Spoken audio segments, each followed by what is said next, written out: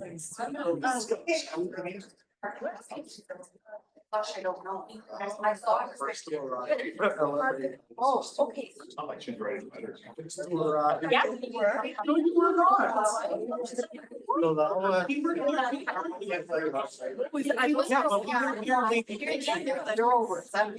Yeah, well, we worked fine. She was in the room saying we were running 2 meetings at once. So like, find me out. Yeah, that's. Wait, who did? Oh gosh, that's too big. I don't know what happened to this camera. Oh, there we go. Is it good? Yeah, it's working out. Okay.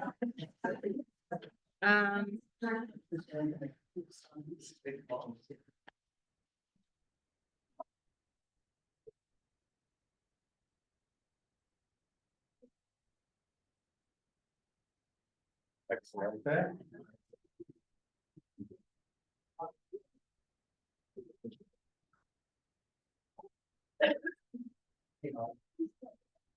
You join the meeting? I'm joining it now.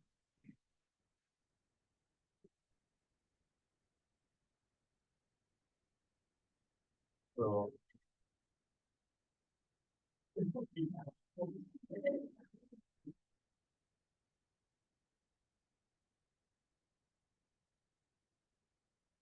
Like we're in business and we are recording, but I don't have any attendee.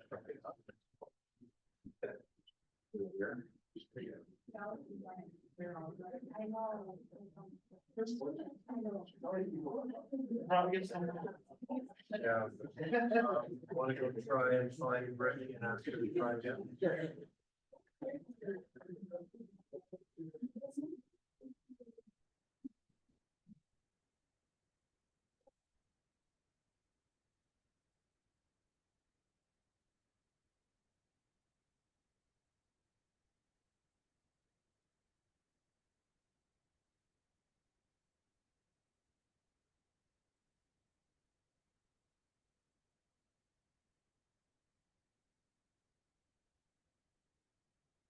Brittany's gonna be on. Right? Brittany's gonna go. Okay.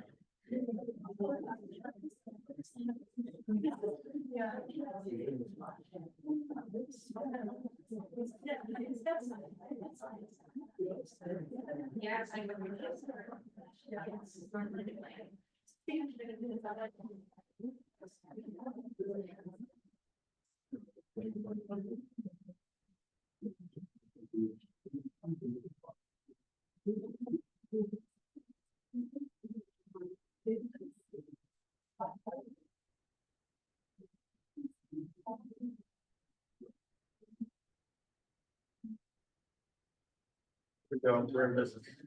So see her. Okay, she said.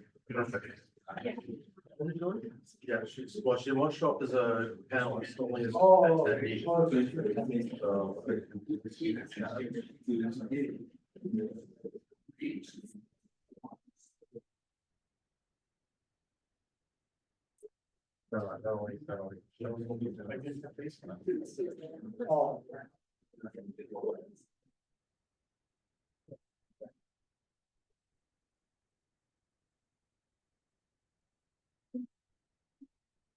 Oh, and they didn't have to look at it. Yeah, so, yeah. Cool, we're in business, so I just gotta wait for more attendees to show up. We're in business.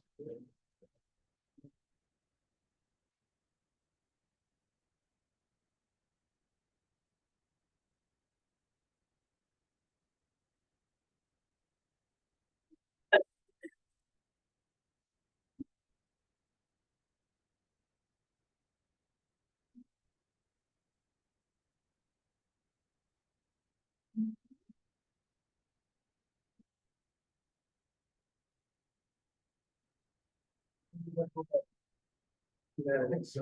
I hope so. Guess you can sort of mosey in when it's an online event. It's right. No, it's actually early. Yeah, the same we have. Just, she just came in, but I hope she's on the right line.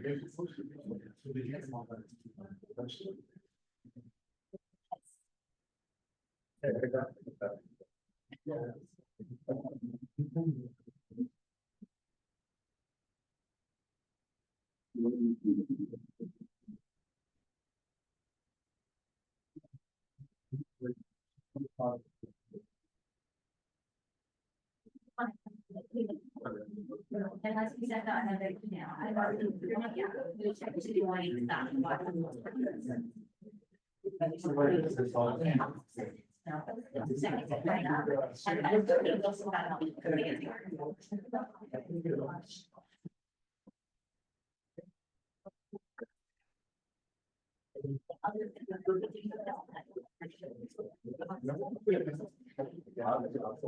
Okay. Oh, yeah, yeah. Thank you.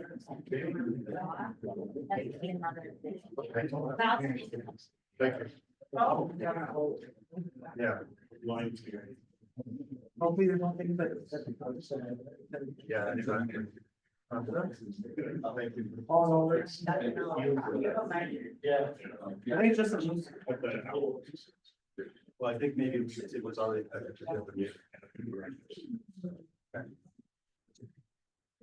Straight into it.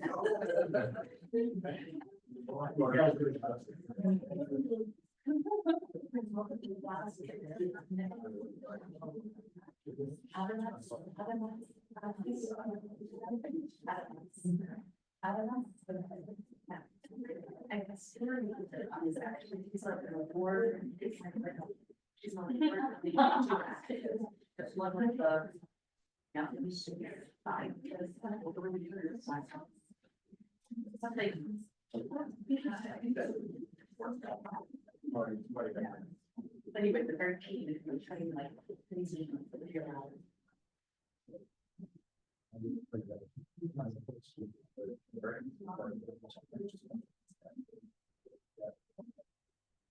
Well, we don't have anybody in mind that the period of the time sounds like when you're recording.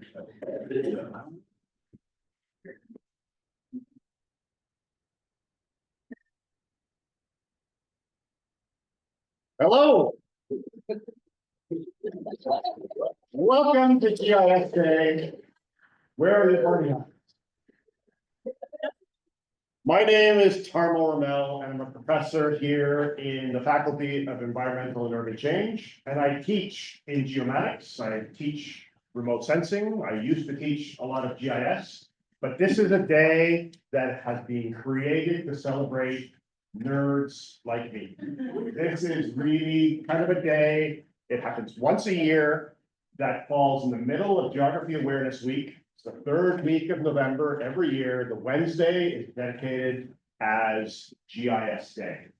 And it's a day that this year celebrates its 25th anniversary. It started in 1999 by the then president of ESRI, which is one of the world's leading developers of GIS software, and some of their employees, to try and bring attention to what it is that GIS is, what you can do with it, and sort of get people excited about geography and GIS and some of the technical aspects that our discipline has to offer.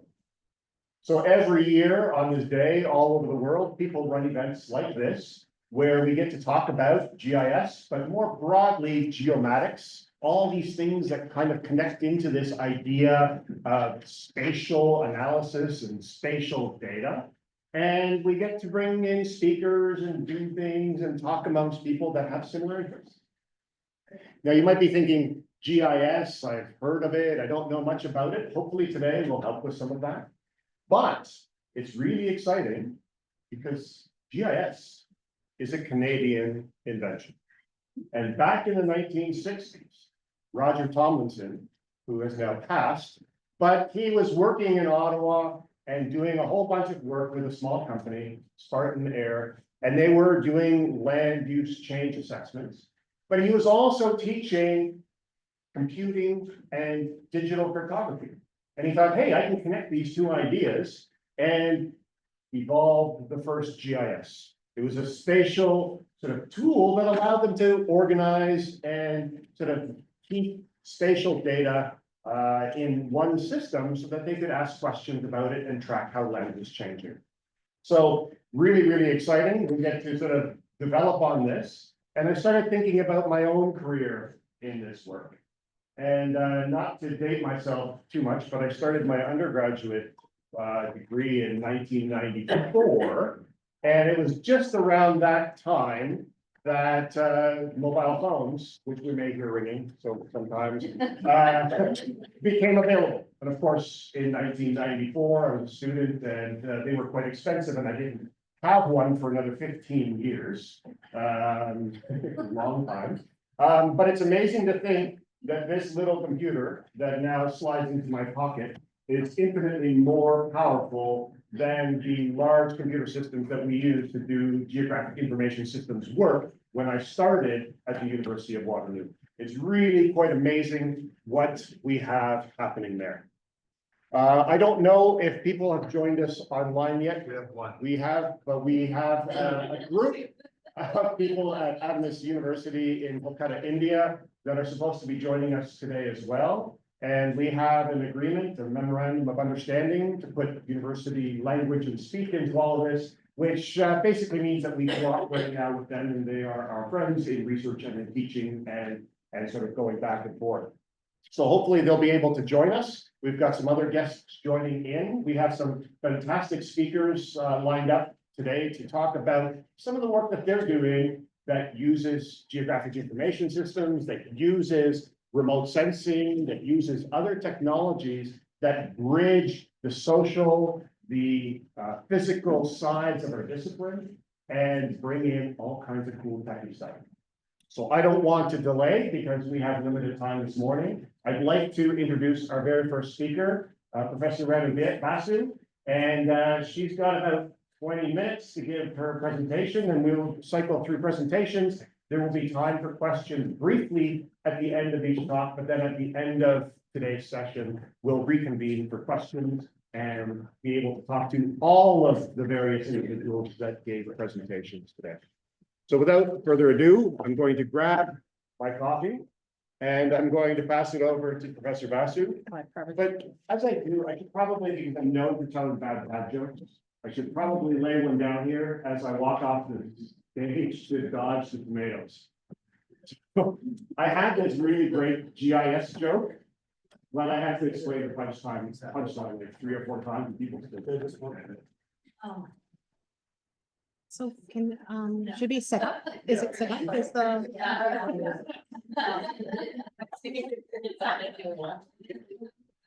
about the? Yeah, just setting up the PowerPoint. Yeah, sure.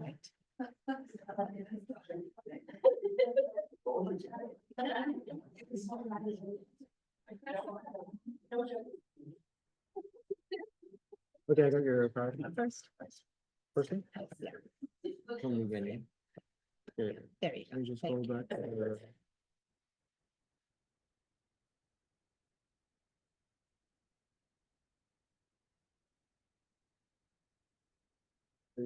Perfect. Thanks so much. Sure.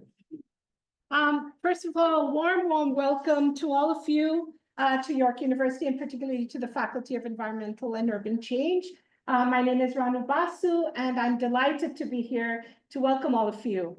My paper today is on urban social sustainability, social spatial politics, and critical GIS. So my interest in looking at GIS is to look at some of the challenges as a human geographer that the world faces. And my particular interest is in looking at the questions of forced migration. And many of you are coming from schools and the role that schools play as very, very important hubs for institutional change. So the role of GIS, particularly critical GIS, challenges many of the problems that we're facing in the world today. So the disruptive forces of ongoing wars, violence, territorial conflict, or environmental disasters that prolong the historical impacts of subalternity through geopolitical displacement, as we see in the news, whether it's through forced migration, whether it's internal displacement, whether it's through exile or sanctions and blockades, continue brazenly unabated, while the hardships and suffering of masses displaced unfold in the material contingencies of everyday life. In the midst of such daily struggles and hardships, the active quest for imagining, pursuing, and sustaining cultures of peace and protection in opposition to hegemonies of power, either through the state or through civil society initiatives, requires what Gramsci, a philosopher, refers to as a philosophy of praxis. So what I'd like to ask today is what constitutes urban social sustainability in the context of the city?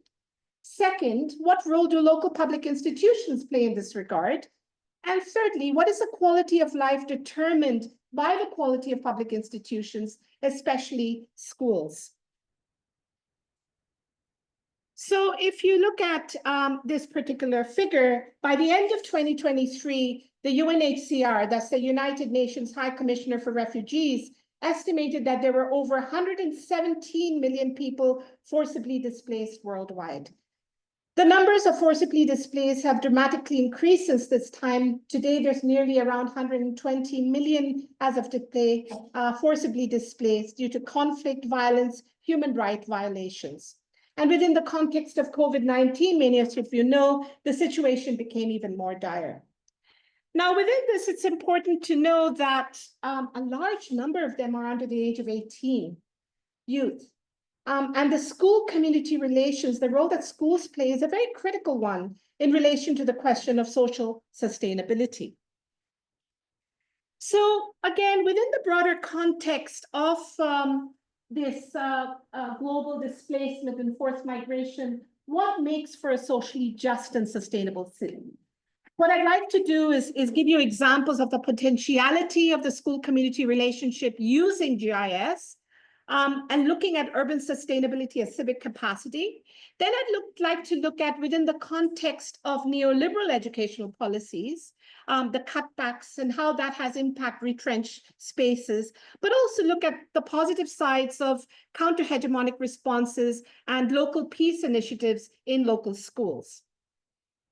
So this is, many of you are familiar with this diagram, which is the social sustainability goals. And here, the project that I'm looking at and the examples that I'll provide you touch upon a couple of them. It touches on the quality of education. It touches on peace, justice, and sustainable and strong institutions. It looks at the urban, and it looks at inequalities. So these are all sorts of the initiatives in terms of sustainability.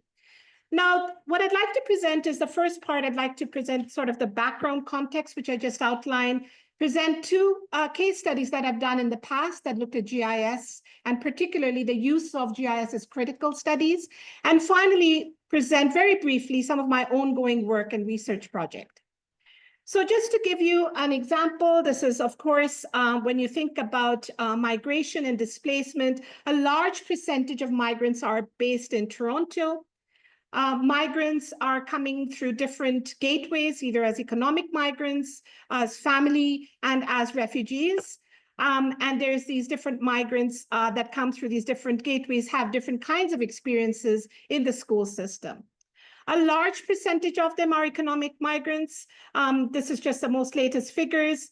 The annual immigrants is around 500,000 new migrants, and 20% of the population in 2022. They're coming from various regions of the world. As you can see from this graph, in 2021, a large number of them came from Asia and Africa.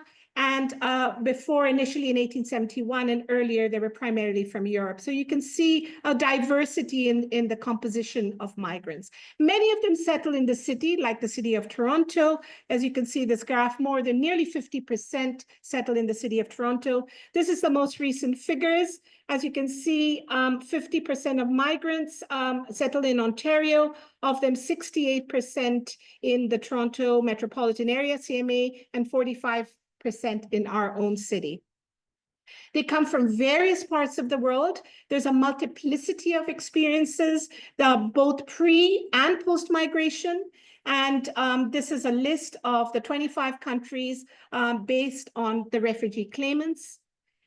They primarily settle here. This is the beginnings of GIS, where you can actually map descriptively where they're located. And this is very much two maps that look at immigration and those who speak neither English or French, and allows you to look at the concentration in the core of the city. So now let me move on to the case studies. This is work that I've done in the past, where I've tried to look at the potential, the challenges and possibilities of schools. When we're thinking about the capacities of schools, and most of you would know this much better than I would, I did this work a couple of years ago, which I tried to look at what was the school community sort of relationship. Could it be classified? Could it be measured? Could it be mapped? And here I looked at the intramural relationship, the parental involvement in schools, neighborhood community schools, and schools beyond what kind of relationship and sort of organizations were going beyond the schools. So if you look at this one, it shows the home promoted activities or seamless day programs. Again, most of you are familiar with this, whether there were home promoted activities like parenting centers or seamless day programs like homework clubs, where there are ongoing parental activities in the classrooms or occasional activities like field trips or fundraising activities. I tried to measure and map each and every single one of these over 138 schools. The locale's involvement with schools and, for example, a library in the neighborhood or with high school students or business links, what were these? In terms of migrants and forced migrants, I was very interested in the settlement transition. How did schools provide ESL programs? Did they provide settlement, other kinds of reception for new migrants? These were the different kinds of collaborations that were mapped out and measured. Why was this important to spend so much time indexing it? The argument was that the quality of engagement, the time, the resources, the skills that were spent leads to a particular kind of consciousness and social learning that, if and when necessary, can lead to collective action and mobilization. And so a couple of years ago, and that was the challenge of school closures. I don't know if many of you heard about this, but there was across the province, there were a number of schools that were being closed. And the logic was that they needed to be closed due to efficiency and other kinds of audit cultures, and they were not doing as well. In Toronto, there were 138 schools that were slated for closures, and these are indicated on the maps with triangles. And these affected many particularly vulnerable neighborhoods, including many migrant neighborhoods. I tried to look at the relationship between these different kinds of engagements with the underlying neighborhood structures. And this is where GIS becomes really, really very useful. You can actually aggregate census information by school districts and come up with maps that look at the relationship with either school closures and income, or migration or education, and you can look at what kind of relationship emerges. The schools, and then you can do more spatial analysis, regression, and other kinds of analysis, and that allowed me to actually look at very closely what the relationship was. Schools that were less likely to close at that time was related to ongoing parental involvement, fundraising, links with community organizations and businesses, and they were more likely to close were in vulnerable neighborhoods where there were more settlement services, at-home support, seamless day programs. So a number of questions are raised based on this, but one of the questions relates to the question of sustainability and the challenges. How do you create a sanctuary city when we have a large number of migrants? How do you create a sanctuary city or school system or local institutional base for peace building within the context of these cutbacks and urban neoliberalism? So those are the two examples there. I do want to end with the possibility and examples of positive, and to think about our city, particularly the right to integrative multiplicity, what I call, which is Toronto is very much a migrant city and very much celebrates its identity in its diversity. And just again, with a population of over 3 million, 6.4 million in the GTA, it is heralded as one of the most multicultural cities in the world, as most of you know. Nearly half of them, as I mentioned earlier, 46.6% are migrants, and 26%, over a quarter, are recent migrants. And over 140 languages and dialects are spoken here, and just over 30% of Toronto's residents speak a language other than English and French in the city. So again, Toronto very much prides itself, its identity, its diversity is our strength. And this is a map I would say is a bad map. It's a careless mapping that came out in the Toronto Star a few years ago. And I say it is careless because of the way it is mapped, Number one, the aggregation effects of the technicalities of mapping, which are really, really important that you learn through GIS in terms of the ethics and questions of the possibilities and surveillance. These are important questions that human geographers think about. And also this causes a lot of stigmatization, criminalization in certain parts of the city. So again, to read the maps very carefully, to meet the maps very critically is what human geographers and particularly critical GIS focuses on. This is the land use map of Toronto. And what is really, really interesting in this project is that we looked at how many of these maps created different spaces of diversity within the industrial areas and so forth. So many of these gray industrial old areas were translated into different kinds of community organizations. So then the question that I was interested in asking, again, through GIS, is asking what constitutes integration? How do we understand integration? So in this project, I was looking at multilingualism in schools. And the traditional literature will tell you that that integration is a one-way process where people will come and learn the dominant language, whether it's English or French, or it could be reciprocal, that you have an inclusive integration model where you could look at not just learning the official language, but also learning the language of where you come from or where your ancestors may, or just a different language. So whether it's Italian or Spanish or Hindi or Bengali for those in the audience. And then there's multifarious integration. Multifarious is what came out through the GIS analysis, which was absolutely fascinating. And why was it fascinating? It was fascinating because of this particular map. The map, we think about when we're kind of mapping out different community groups, ethnic groups, we would think of this. There's where a Portuguese community is, that's where a Punjabi community is. But what the maps show instead is this. And this came out again through the critical GIS. And the dark blue, which predominates in this map, indicates that 7 to 10 groups of different communities are living in close proximity. So what does that mean when they're living in close proximity? Means that those might, if I am learning Bengali, but my neighbor is Spanish and I want to learn Spanish instead, I can learn that as well.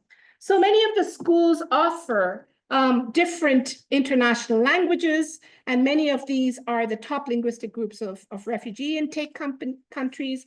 And so the multifarious schools that offered both the formal ESL or other kind of official language training, plus another international languages, which are called multifarious, were nearly 50% of schools.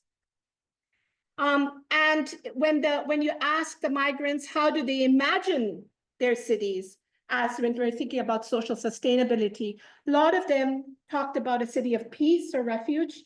In Tamil, the word is Nimati.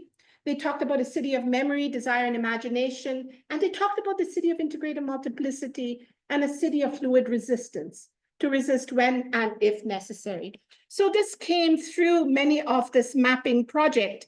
And here's the final map, which indicates that particularly the dark blue areas where there's high percentage of migrants, that they have the largest number of multifarious. More than 25% are learning an official language, and there are more than 3 or 4 international languages being taught in the school. So this is a really, really interesting story that came through the mapping process, looking at how urban sustainability is actually practiced on the ground through the local institution of schools.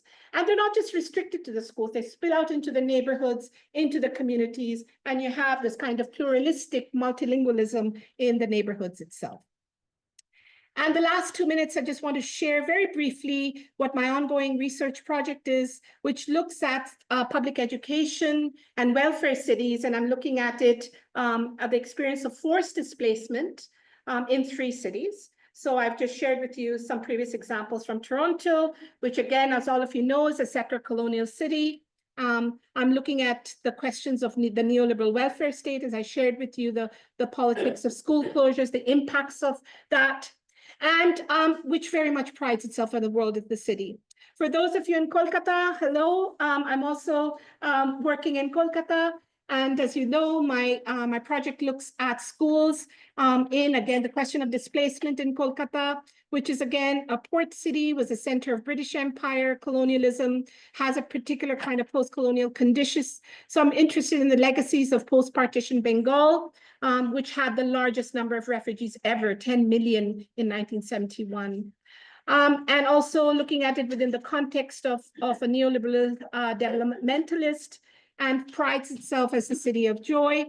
And I just returned from Havana last week. I'm also working in Havana, and also is a port city, center of the Spanish Empire, very much impacted by the US imperialism and blockades and sanctions. It's a socialist state since 1959 and prides itself as a ciudad la paz, a city of peace. So different kinds of displacement, and how does education, urban and displacement, how do they interact in this tri-city context, and looking at it historically to the present, what are the ideologies, what are the policies and practices, and very much using GIS and critical GIS to map out and understand some of these complex questions. And this is, again, some work that my students, this is a website, and I wanted to end with some of the work, amazing work that some of my students are doing in the course that I teach in 4700. And similar to the example that I showed you, they're doing it within different schools in Toronto. And here is a map using ArcMap. You can see the different schools that they're looking at, and they've created similar sorts of civic engagement measurements across the city of Toronto. So this is a work in progress, and I will end here. Thank you again for your attention. And I hope I managed to keep the 20 minutes. Yeah, Okay. minutes. Oh, I have 5 minutes. Why? I went really fast. So I'm done there. But so just to, what I wanted to emphasize was that GIS is a very, very powerful tool, and not just in physical geography, but also in human geography. And that to understand power relations, to understand questions of crisis that we are experiencing in the world today, that GIS allows you to ask these complex questions, but also to think about the ethical implications. I think the map that I showed you that was very poorly designed was yet in the newspaper. You will see a lot of these maps that you have to look at with a critical eye to think about questions of ethics, to questions of surveillance, to questions of representation, to questions of stigmatization and criminalization. So these are questions that human geographers particularly that impact racialized communities, that impact low-income communities, indigenous communities. So you have critical GIS such as indigenous mapping techniques, feminist GIS, critical GIS, geopolitical GIS. So you have different kinds of critical GIS themes that can be used to map much more carefully and to think about the issues that we're facing in the world today. Thank you, Randy. Any questions? You have 5 minutes for questions.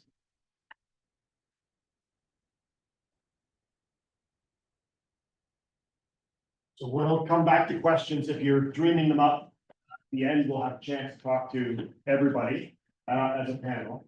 But before I call up our next speaker, you might have noticed that on your chairs, you might be sitting on it, you may have moved it out of the way. There's a little ballot, but if you fill that out, and Tim, do they come to you? No, there's going to be a box. We could leave it on the Yeah, leave it table right here. We do have some prizes that are going to be handed out to people that are in the room today. And we have 5 GIS licenses that have been donated by ESRI. And we also have some EUC, that's our faculty swag, to send you home with. So please fill that out. And if you can't remember, the name should be my name. Thank you, Randy.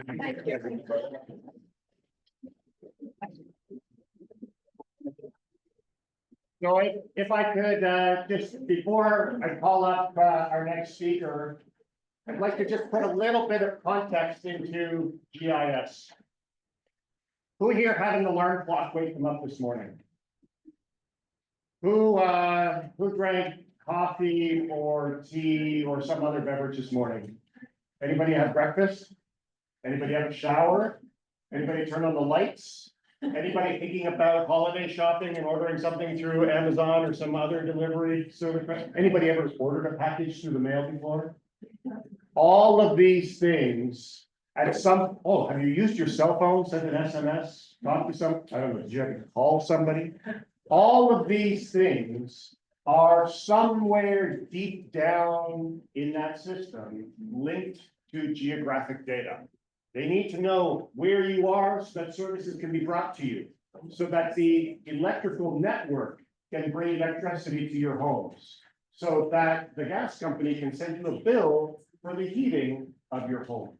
All of the things that we take for granted, walking around, interacting with things, at some level have a GIS component, whether we think about it or not, related to them. So as you walk around through the day, think about all of those services, all of those things that have a spatial element to them. The things that we talk about today are related. Are you, yes? So then what is GIS specifically? I saw it on the Gamble play. Okay. So GIS is a software. It's not only software, it's the people that interact with the software and also the data that we collect to represent geographic things. So there's a saying that everything exists somewhere. How's the computer? It is a computer, but it's a software that takes all of these real world things and their locations and represents them in a digital environment so that we can then produce maps. We can perform analysis based on not only what are the things that you're mapping, but also where are they located? And things that might be located very close to each other might have a greater relationship than things that are farther from each other. So all of these sort of things that we talk about today, whether the schools, the diversity of people, people learning languages in different parts of the city, these are individuals, they are people, they're people that have come to live in those communities, they're people that go to school in certain areas of the city, they are entities that have a spatial location associated with them, and a whole series of attributes that describe them. We use the GIS as the mechanism for representing that spatial data and then visualizing it and also making analysis from that data. So really the big part of the GIS is visualization. It provides us with a language to create conversations. We can have a map and we can look at it, we can see where things are, rather than me trying to explain to you what a map looks like in words. And you're like, I can't really visualize it. If we draw it out, then we're all communicating with the same language. So we're going to shift gears just a little bit now, and we're going to call up our next speaker, Professor Ajemi Olasola. And he's doing a whole bunch of geotech-y stuff related to rivers. And we're going to give him his 20 minutes of fame to tell you a little bit about some of the work that he's doing.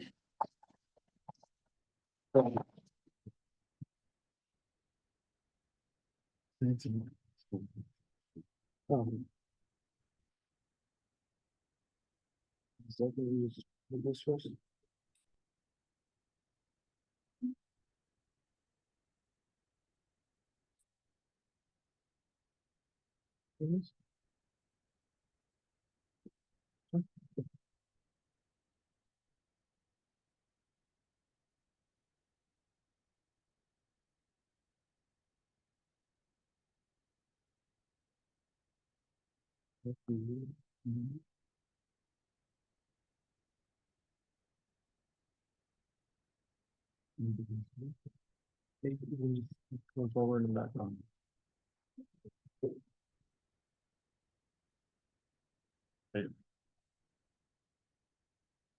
Okay, good day, good morning, good afternoon, depending on where you are joining from. I'm Adeyemi Olushola, I'm an staff professor here at the Faculty of Environmental and Urban Change.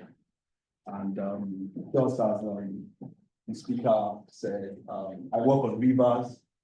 So technically, I'm a fluvial geomorphologist. I study processes, forms, and water quality, etc. So today I'll be talking on something that I started over the summer using my iPhone, which are called Selfie to Science. And hopefully I intend to grow with it into something that you can also do, and then something more in citizen science in nature.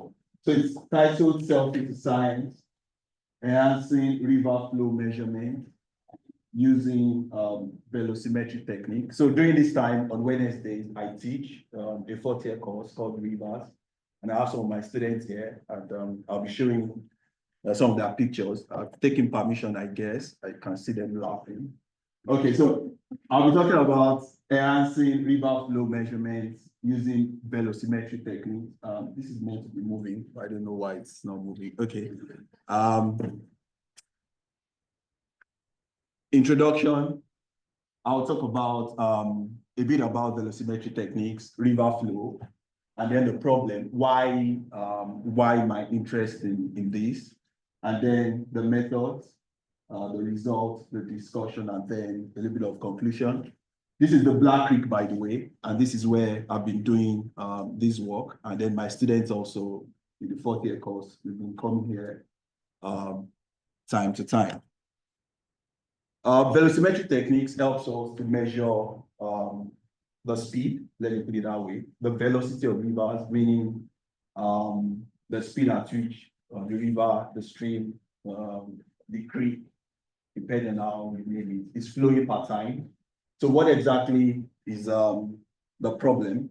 Is that we need to measure the speed at which the river is moving, and that is measured in meter per second. Just the same way we measure, you running and all that. So we want to look at the speed at which, a particular river is moving.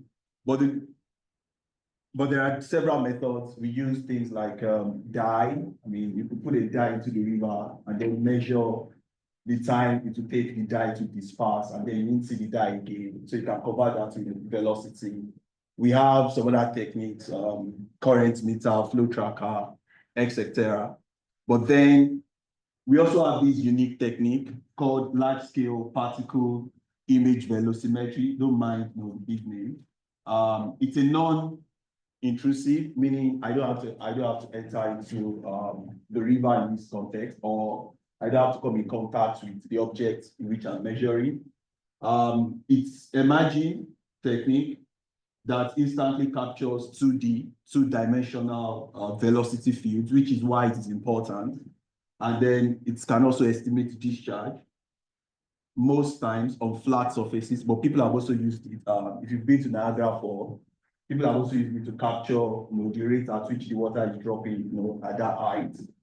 It's possible, but here it's on flat surfaces without you coming in contact with the flow, and that's why I coined the term selfie to science. Traditionally, like I said, these are some of my students. Some of them are here. Some of them I know they will come. Traditional point-based methods like this, they are costly. To buy one of these is about $8,000. This stick. It's also labor intensive.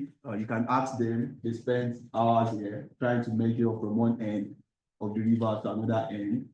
And then also it's limited in spatial coverage. And what that is saying is you can only measure the velocity at this point. You can't estimate the entire field. And then meaning you have to go from one point to another, from one point to another, from one point to another, which makes it a bit limited.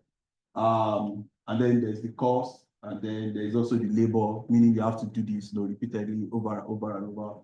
So what's then the way out? Then we have this particular technique called large-scale particle image velocimetry, which offers a promising alternative in the sense that you can capture an entire field, you can capture a larger swath, a larger field, and then compute velocities using spatial technique. And then the catch here is non-intrusive, meaning you don't have to get into the river, you don't have to come in contact with the river. Use your selfie stick this time around, not capturing yourself, but then you are looking at the river surface. The method, I wouldn't go into the details, but I'll just talk about one or two things. This is meant to play just a minute. You hear a sound, that's just, so flow images of Black Creek were captured here weekly using an iPhone. You can use any phone. I'm not doing cheap marketing here. You can use any phone.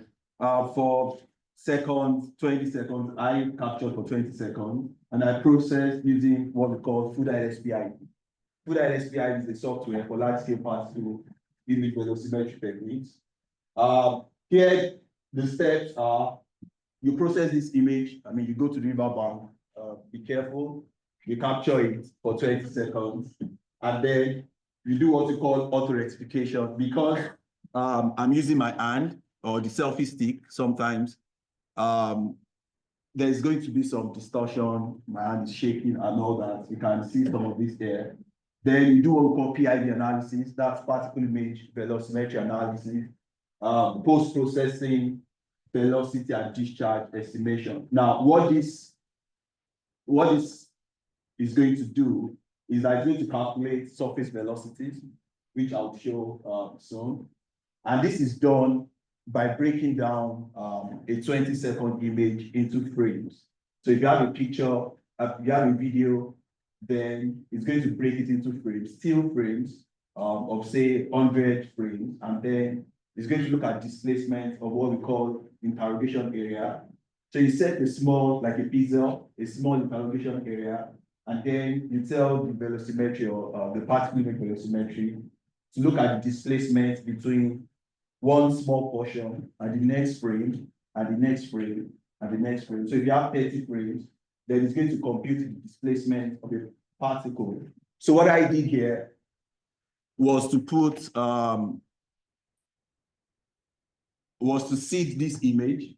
At this point, I didn't see it. Then after a while, I introduced some leaves from the riverbank, and then to look at how, the velocimetry technique is going to behave per frame, and then if the presence of a seed is going to enhance the interpretation of what I'm trying to calculate. So what it's going to do is going to estimate velocity, and then this is going to be enhanced by using what we call cross correlation. And cross correlation is just picking one frame and then calculating displacement and then computing velocity. But that's a very boring. That's the boring part. The interesting part is this. This is the unseeded frame, meaning I didn't see, when I was capturing the video, I didn't see it. I didn't introduce any foreign sustainable, non-degradable. I didn't introduce anything that would harm the stream in any way. And then you can see the plot. This is the scatter plot of the velocity, the interrogation area. And then this is the velocity magnitude. This is what we call the vector field plot. This is like my interrogation area, and then where I'm concentrating, my velocity estimation, and that's what I want to achieve. This is the magnitude. I'm still working on this. I started doing the summer, so there's still a lot of moving parts. And this is unseeded, but I would want you to concentrate on this zone, because I'll be going to the next slide now. And then this is the seeded part, and you can see it here too. This is where the leaves that are introduced into the stream, and this is what the system is capturing. There's a lot of distortion here, which shows that between here and here is the same. Well, you can't step into the same river twice, but then it's the same day, the same frame, the same time. The only difference between this and this is the introduction of the seeds, which in this case is just leaves from the riverbank. And then you can see the distortion, meaning the technique is capturing that field, and meaning it's going to give different magnitudes, and then the values are different, and that shows a very good validity, at least for now. And I was a bit impressed with that, because that means the technique is working to an extent. So I've talked about some of these things in several, in some conferences. I've talked about the applicability of LSPIV, and then next month at EGU, American Geophysical Union, I'll be talking about self-fit science, the same thing. Most of the time, I've observed differences between what my students have been doing on the field and then what LSPIV is measuring. And this is because, if you use handheld velocimeter, it's giving us what we call instantaneous velocity at a point in time. But then LSPIV is giving us a spread across a larger surface, and it's expected to be different. But then, yes, I have, and this is the same seeded part. Yeah, it's moving. So yes, I have confidence in this to a large extent. There are observed differences between when you seed the river and when it's not seeded, especially when you focus on the interrogation area, which provides us like a first order approach to the validity of this model. The applicability here is that it's very efficient in small urbanized catchment, which shows very good promise. And then also when you have extreme flows like drought, like flood, I mean, you can't enter into the river when it's very flooded, but then you can take videos. I have my video for July 16th flood, which I'm still processing. So for events like flood, then you can do a lot. You can see the movement of the leaves here as it enters into the frame, and then you can see how that area is distorted, giving us the velocities and then the isochrone frames. It's non-intrusive. That means you don't have to come in contact with it. It's fun. You can do it with your phone. You can send me, and then as soon as I improve the technique, yes, we can have more or less like a citizen science approach. Offers a valuable tool for us to monitor rivers and manage extreme events. It still needs refinement. I'm still going on with it. I intend to also look at ice movement during the winter season and see how that is also going to be, how that is going to play out. Possibly by incorporating seeding strategies, but here now ice, which would enhance measurement accuracy and reliability in future applications. In conclusion, this technique, large-scale particle image velocimetry, it has the potential, giving us effective, non-intrusive method for measuring flow velocity. And I have to say here, it's not only the phone. You can use your drone. Drone is very important. I mean, drone is a game changer. You can use your drone to make the video, and then you don't have to do stabilization because it's more stable. But it's very efficient in small urbanized catchments like Bradley, especially during storm events such as flood. Although I've observed minor discrepancies when you use handheld as against LSPIV, but then it shows promising, and then refining this technique will further enhance its accuracy and applicability in similar environments. Thank you very much for listening. That's all I have to tell you today on GIS Day, and I hope you have maybe one or two questions which I can provide answers to. Thank you.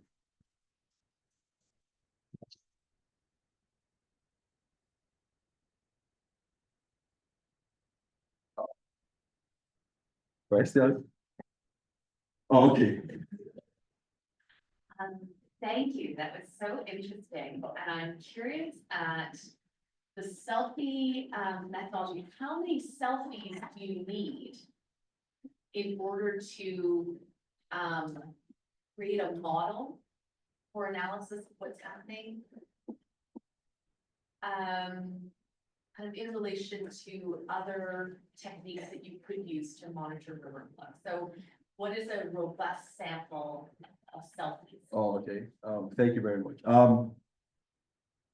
There are several methods to estimate velocity, like I said. The one we use is the instantaneous one, which is highly disadvantageous because we can only get velocity at the point. But for particle velocimetry, we can do across surface. And then to the question, a second video is going to give us 30 frames. So for all I've been doing, I have several videos, 20 seconds. Ideally, 20 seconds is enough, depending on what the question is. But for a second video, it's going to process it into 30 frames. And then if you do 20 seconds, that means I have 30 frames times 20, which is basically 600 frames. So the challenge is I'll need a high-end computing system to process 600 frames. So what I've been doing so far is to analyze 5 seconds, which is 150 frames, and then see what I can do from that. Yeah. But I've been in talk with Tamil because they asked better computing systems in this lab for this. Yes, please. I have 3 questions. Oh, The okay. First one is about you, like, where did you do your undergrad? Was it in geography? Oh, okay. Second question is, to do your research, do you have a lot of grad students that work with you? Okay. And then the third question is, regarding your 4th level rivers course, what Okay. kind of content do you cover in that course? And is it mostly environmental students or is it geography students that take it?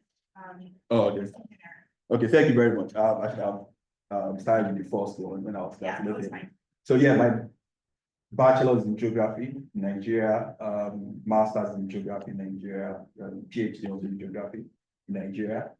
But then I had stints in South Africa before moving here. For the rivers course, it's a 4th-year course. It's open to geography, environmental science, engineering. And then I think I have some students from political science and all, depending on why they are coming to the course. We talk everything rivers, physics, chemistry, biology of rivers. We also talk about rivers of society, things like person of rivers. Next week, someone is coming, a lawyer is coming to talk on person of rivers, and the lawyer is coming to talk to my students on rivers, river personhood, and laws and things like that. So we talk about everything river processing environment, from the natural to the human power governance. So, thank you very much. I'll be able to answer your question. All right. Thank you very much, Austin.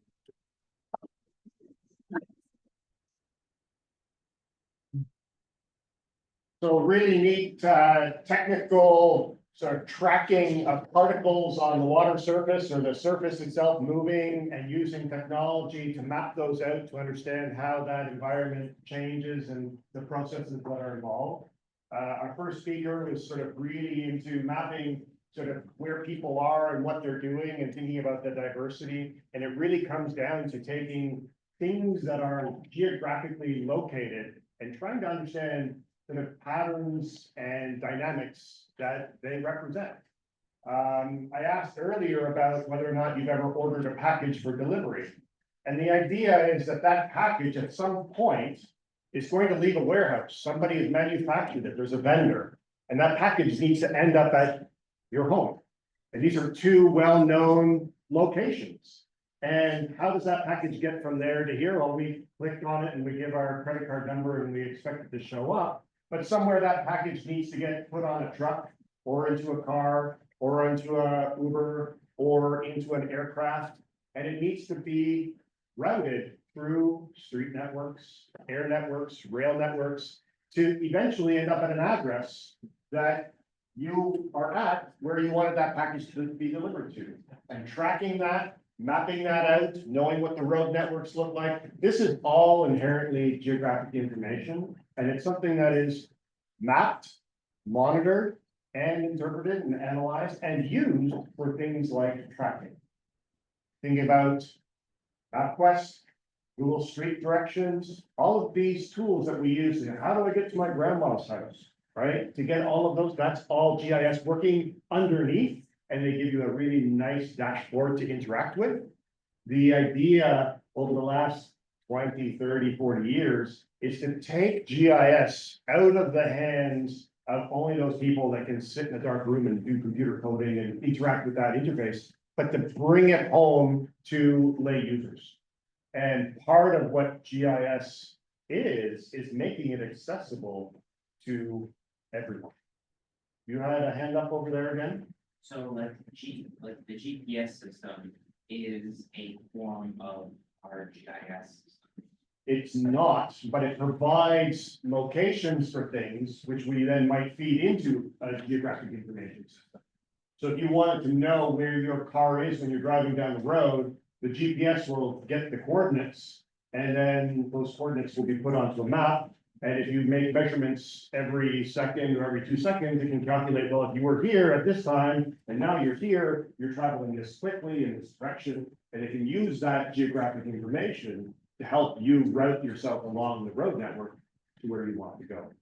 So when we talk about GIS, we often use it as an umbrella term, but GIS is sort of that software that allows us to input spatial data and work with it. But where does that data come from? It could be that we're out surveying, we're measuring, we're using our iPhone to sort of map the flows of rivers. It could be that we're using GPS to get that information. But it's a larger interconnected system of interpreting geographic things that we're all excited about.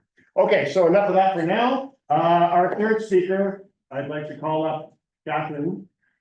She's been working with our previous speaker, Ajemi Olosola, and again on Black Creek and looking at large precipitation events, which I believe occurred this summer. Awesome. The floor is yours.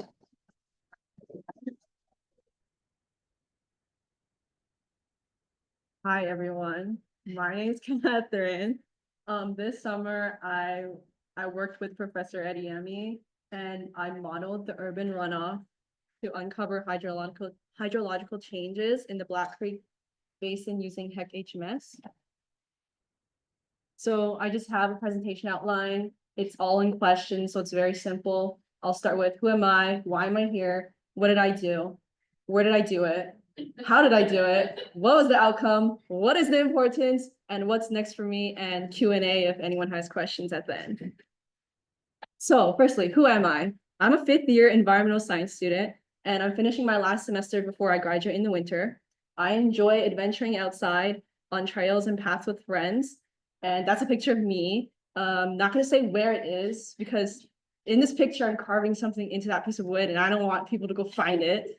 And I have always been interested in geography and biology, which led me to pursue a degree, an undergraduate degree in environmental science. So why am I here? So this summer, like I said, I was the recipient of the Environmental and Urban Change Research Award, which is abbreviated to UCRA. And I had the opportunity to work under Professor Ediemi, which allowed me to tackle a research-based project. So I just added a picture of a screen cap. You can find more about my research if you go to EUC on yorku.ca. There's the research spotlight. A lot of other students who also received this award, you can read on the research. My research is also up there if anyone's interested. So what did I do? Like I said, basically what I did was use HEC-HMS, which is a modeling software, to model the Black Creek's watershed response to the rainstorm on July 16, 2024. And you might be thinking, well, what's so important about July 16th? If any of you guys remember, on July 16th, there was a really large rainstorm where there was 96 millimeters of rain in 3 hours. And for some people, they might not think that's a big deal, but typically in the month of July, Toronto usually only sees 70 millimeters of rain for the whole month. So 96 millimeters of rain in just 3 hours is a lot of rain for the city to handle. And I've included a picture of the Don River, which is one of the most urbanized watersheds in Toronto, which flooded because of the heavy rains. And due to that, it flooded a lot of highways, a lot of roads, a lot of transit services were disrupted, and a lot of people were left without power. In the picture you can see, I hope you can see that a lot of cars were essentially backed up. A lot of cars, people had to abandon their cars because they just couldn't get through the water. And it was reported that there was more than 66% of rain normally in that season. And due to the changing infrastructure of Toronto from the last 20 to 30 years, which if I look around the room, 20 to 30 years, maybe a lot of us won't remember that. I won't remember that because a lot of us weren't alive back then to know. But there's a lot of less green space, which green spaces, think of urban forests, think of natural parks, think of gardens, and the city just could not cope with the amount of rain. And if you want to learn more, there's a lot of news articles about this event because it's very significant. I think the last large rain event that some of us might remember was in 2013. There was 126 millimeters of rain in just 90 minutes that hit Toronto. So this is very significant. So where did I do it? Like I said, The study was essentially conducted on the Black Creek River, which flows through Vaughan and Toronto, which are two very large cities and two very urbanized cities. And the river catchment is already highly urbanized, and future rapid development is likely to further alter the hydrology of Black Creek. So how did I do it? I mapped it out in these hopefully simple steps that I'll go over. So first, before I could even use HEC-HMS, I have to understand the theory behind modeling. This includes multiple readings that I was given, such as understanding what model types there are, semi-distributed models, distributed models, lumped models, continuous models, event simulations, and attending an all-day webinar, which the webinar essentially just taught me like the basics of HEC-HMS. And that would then bring me to HEC-HMS, which brings me to the model setup, which includes three main components because my model was very simple. There's only one sub-basin representing the Black Creek. And in that, it flows into the reach, which will connect the sub-basin to the sink, where the sink essentially gets all the outflow of the water from the sub-basin. Like, I wonder, Sorry? where would the sink be then, or like the basin, where are they? It's just a very basic model, so it just represents Black Creek as the basin, and the reach just connects this. It's like downstream, essentially. I don't have the exact coordinates, it's just like a very robust model. So in the sub-basin, we have two components that I have to define, which is loss and transform. So the loss, within loss, it's basically two components, which is the curve number and the percent impervious surface. And transform is essentially composed of lag time. All three of these need to be defined and calculated in order for the sub-basin to run properly. So the reach has a specific routing method that I had to use. And this sink has no major components that need to be defined. So land use was also important because land use goes into both loss and transformation. So land use is needed in order to understand what the curve number and percent impervious surfaces are, which I got from Landsat 8, which was provided to me from my professor from Google Earth Engine. And next I have control specifications. Essentially what control specifications are is when I want my model to run, so the start time and the start date of my model and the end time and the end date. And lastly, I have time series. That's where my precipitation data comes from, which I had taken from the Government of Canada, Environmental Canada website. And my discharge data, which I get from gauges from the Toronto City, which is like the closest gauge that had the most complete data to my sub-basin. And in here, precipitation gauge is essentially the time in which the precipitation fell. So from 8 a.m. to 1 p.m. And my discharge gauge was the 24 hours it took from the basin receiving the water to it going back to normal. So after all these components are done, I then run simulation runs so I can get a modeled hydrograph and my observed hydrograph. And then from there, that's when optimization happens, depending on which parameters I select. It can improve the accuracy and allow my model to have a better desired outcome. So what was the outcome? So one thing to note is that it's really important to know that there's no perfect optimization, and optimization can only serve to improve certain aspects of your model. So if I wanted to optimize specifically lag time, which is what I was going for, then it will try its best to optimize as much as it could to get the lag times to be as close as possible. So here we see from before and after, there's a better alignment, better peak flow accuracy, and better total runoff estimates after optimization. So what is the importance of all this? So we understand that the model's responsiveness to lag time, which lag time is essentially the speed of the watershed's response to the max rainfall and peak discharge. When there is a shorter lag time, that means that there's a rapid runoff occurring and flow concentration in the creek. So this is really typical of urbanized catchments because there's a high percentage of impervious surfaces. So for those who don't know what impervious surfaces are, think of parking lots, think of anything paved, think of sidewalks, think of roads. A lot of things that prevent the water from percolating into the soil are usually impervious surfaces. So when there's a lot of impervious surfaces, you have a really fast runoff rate because the water is going nowhere but into the creek. So optimizing such parameters such as your lag time and your curve number give us a better and more accurate model between observed and simulated hydrographs. So what this can suggest is essentially with future urbanization, it can potentially increase the flood risk due to the fast runoff. So what's next for me? I intend to extend this HEC HMS project, not just for the Black Creek, but for like the entire Humber River catchment using optimized parameters. So I can simulate things such as flow, stage, timing to various storm conditions. Because we live in Canada and because we're in Toronto, we don't just have precipitation, we have snowfall as well, we have snow melt, and that's going to affect the way that these basins react. Understanding such components can play a large role in things such as urban planning, stormwater management, and conservation efforts that can help mitigate flood risks and improve sustainability from effects from urbanization. And that's it, Q&A, yay.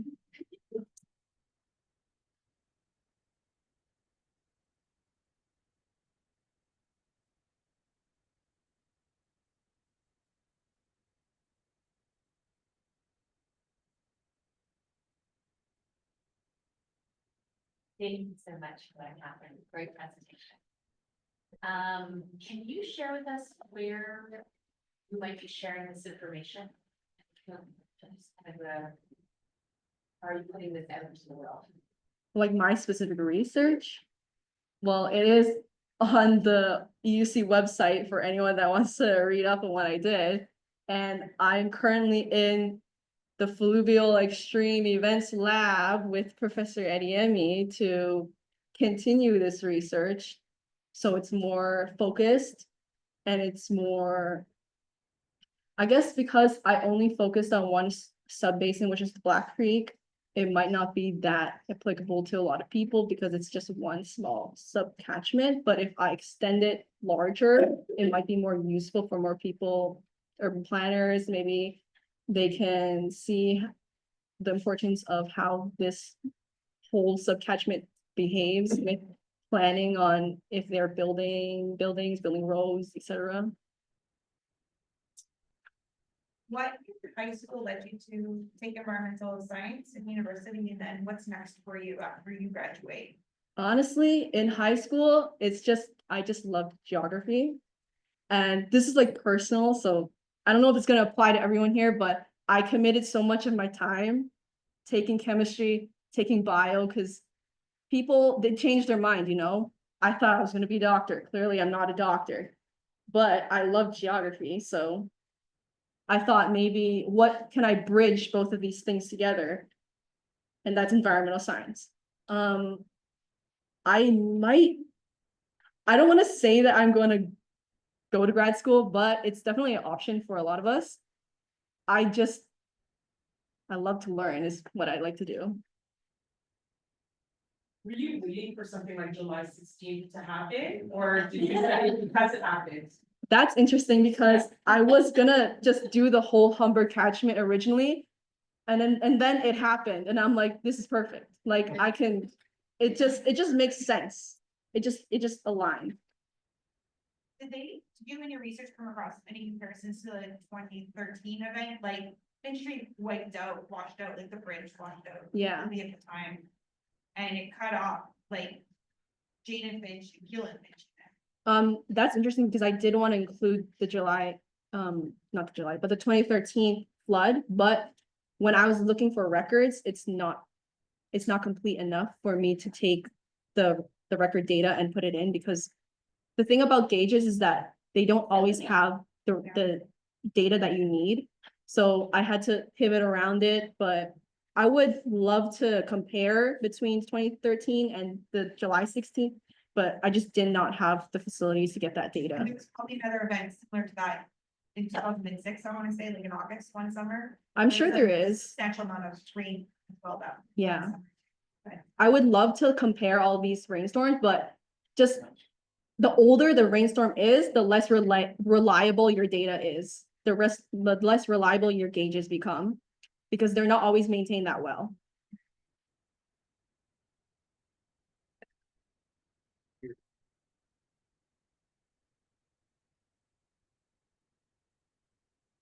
If history teaches us anything, you're gonna have great data next summer. And I remember the 2013 flood because my basement had this much water in it, and I don't think I'll ever forget it, but I'll tell you, modeling wasn't the first thing that came to mind. But before we call up our next speaker, I just want to sort of come back to where does this spatial data come from? And we've already heard different sort of places where that geographic information can be pulled from. Professor Basu was talking about census data. So these are sort of data sets that we have access to. They're collected by the government and we can download data sets. It's so easy to do in this day and age of the internet. And we can use that for our studies. Professor Olasola used his mobile phone to collect data. We can create data by modeling. My work, we tend to rely on images collected by satellites or images that are collected by aircraft sensors. And the idea is we can get data that represents large geographic areas, and we can do this on a repeat basis. So all kinds of really interesting things. Our next speaker, if I can call up Professor Wang, is going to be talking about sort of the addition of georeferencing information to materials. So how do we assign a location or coordinates to things? Please, come on up.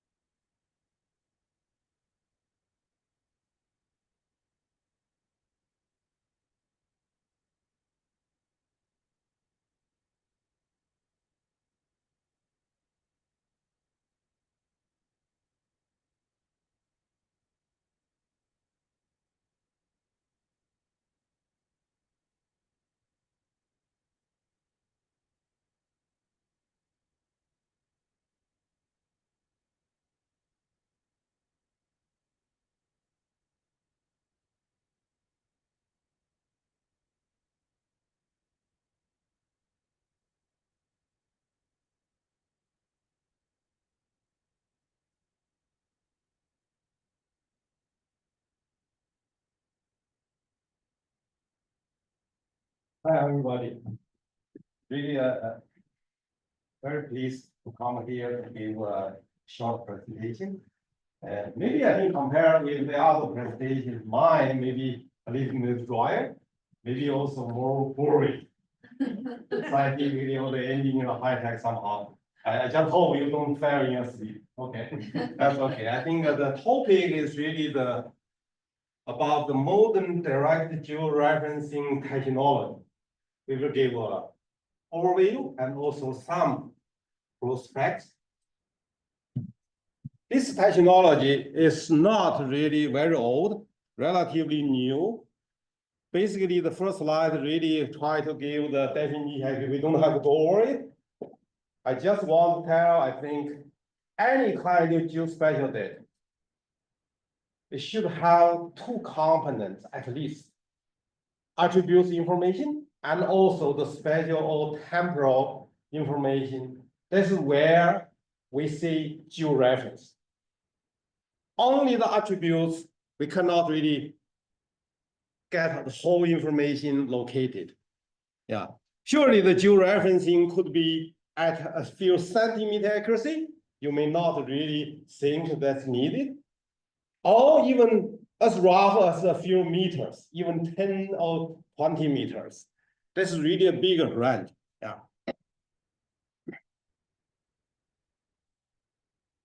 Surely here a little bit deep to dig what is the georeference, and also mostly we will talk about georeferencing, the process, not the term itself. Yeah, you know, that's really georeference really about we want to relate our information to some kind of location, all the way in general we see geographic information, geographic data or something.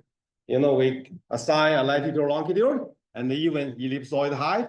That's really what we want to do. Actually, the georeferencing information is more than that, not only the position. Yeah, I just really try to put something there. Later on, I think if you really want to go over, I can provide those the PDF. Yeah. Here we see the function of georeference really means to connect a geo data set with a spatial. Sometimes we use this argument between geography and geodesy or something. That's okay. Geodesy is very traditional, very old. That's the fundamental area in the whole geoscience. Yeah, it's really to find the reference information, specifically the coordinates. Yeah. As I said already, mainly we are talking about that process.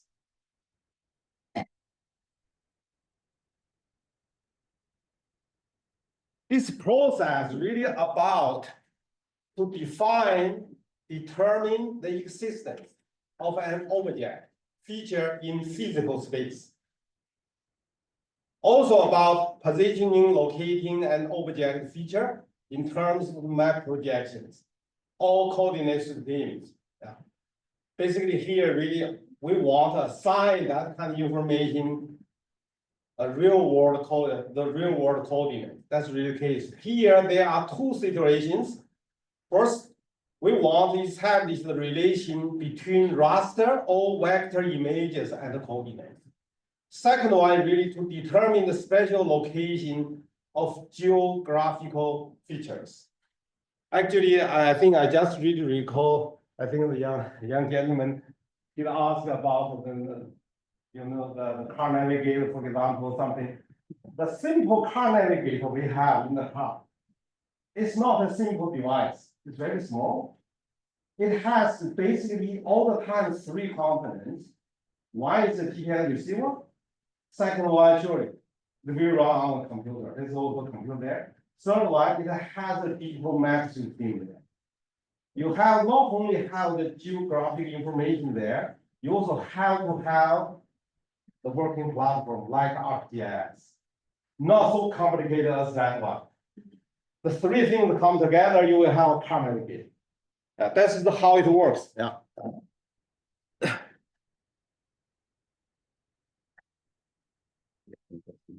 Okay.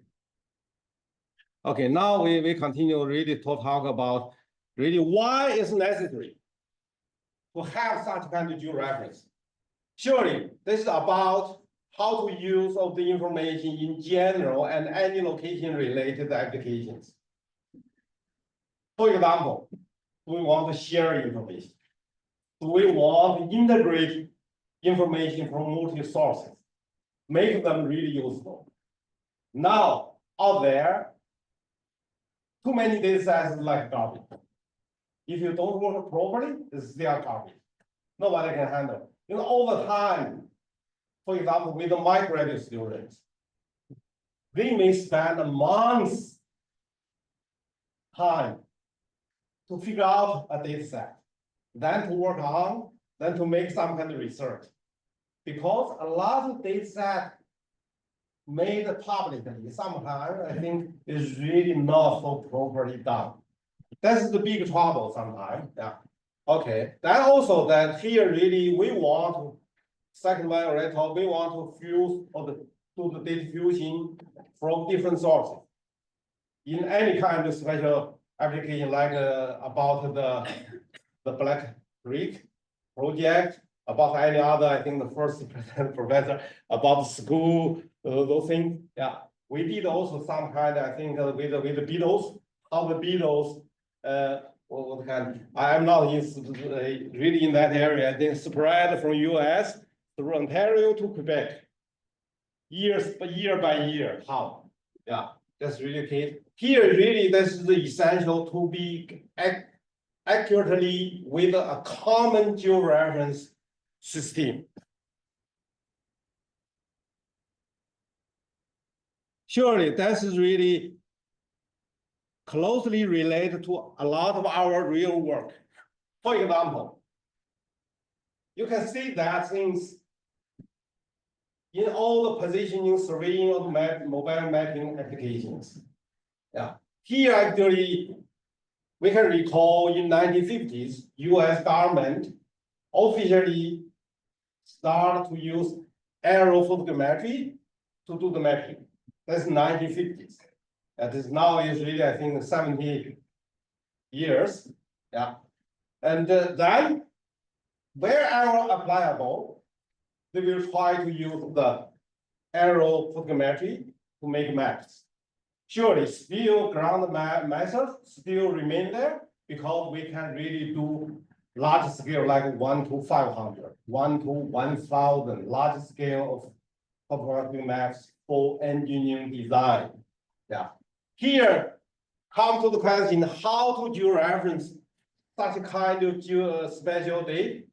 Now, officially from the government, Canadian government website, they do not use geospatial anymore. They directly use spatial. I do not know why they switched during the last few years. They really get rid of geo. They simply use geo spatial. Yeah. Okay. And also here, we know traditionally we will establish control points. You may already seen the caps of the monuments, benchmarks outside somewhere on the street somewhere. Why we have those things? That's really to be used to georeference our surveying information. We want to take measurements to locate the points, how they get coordinates calculated. We have to really rely on the existing benchmarks and monuments to do that kind of work. Yeah. And here also, especially more important, if we want to take images, airborne, land vehicle, yeah, marine vehicle in the water, yeah. How we really provide georeferencing to those kind of information we are collecting. Here really, in the past, purely rely on the ground control points. You have to prepare pre-survey plenty of the control points at a certain required accuracy level. Then you use them to run, for example, photogrammetry, run the collinear equation to figure out where you took the photo, how the camera is really tilted. Not only about the position, also about the attitude of the camera. That's the case. Yeah, that's really talking about something before 1990s. 40 years after US government officially, the first country officially to apply aerophotogrammetry for mapping. Now we want to really answer the question. Instead of using ground control points, how we do that work now? Yeah. Here, there are two types of the georeferencing methods. The first one, traditional, they rely on the ground control points. I didn't do the animation properly. Okay.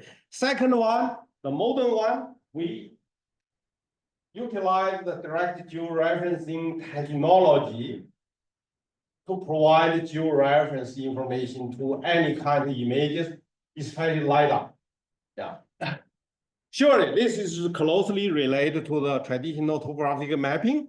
And that's really the approach we see, rely on the ground control points, actually rely on, not like in the way, same way as how we georeference photogrammetry. Yeah, I do have a slide all the time. I also show my students really. You know, but traditionally, you know, you have control points, monuments somewhere, then you set up your instrument there. That's really the old one. Now people not use the called the plan table. To do the mapping outside, you have a plate, then you draw right away. Yeah, that's really the way how they really do the ground mapping tasks. Yeah. The case, you have to establish the control network first. Those kind of points, they are called control points. That's where you will set up your instrument, or you will densify further control points to your measurement collection. That's sometimes that's also why people do not see that georeferencing process. Where actually in your workflow, you already done that. Yeah. Second one is really, we ask, do we still now maintain the traditional control networks? That's the big question there. We could see we still have those benchmarks monuments out there as part of the very essential part of the national or the provincial geospatial infrastructure. However, we no more maintain triangulation, trilateration, or precise leveling anymore. Mostly we run active control points, active control network based on the GPS receivers. We set up GPS receivers over a certain number of the monuments, running them 24/7. That's called active. That's why active. Yeah, I think Canada didn't do good work.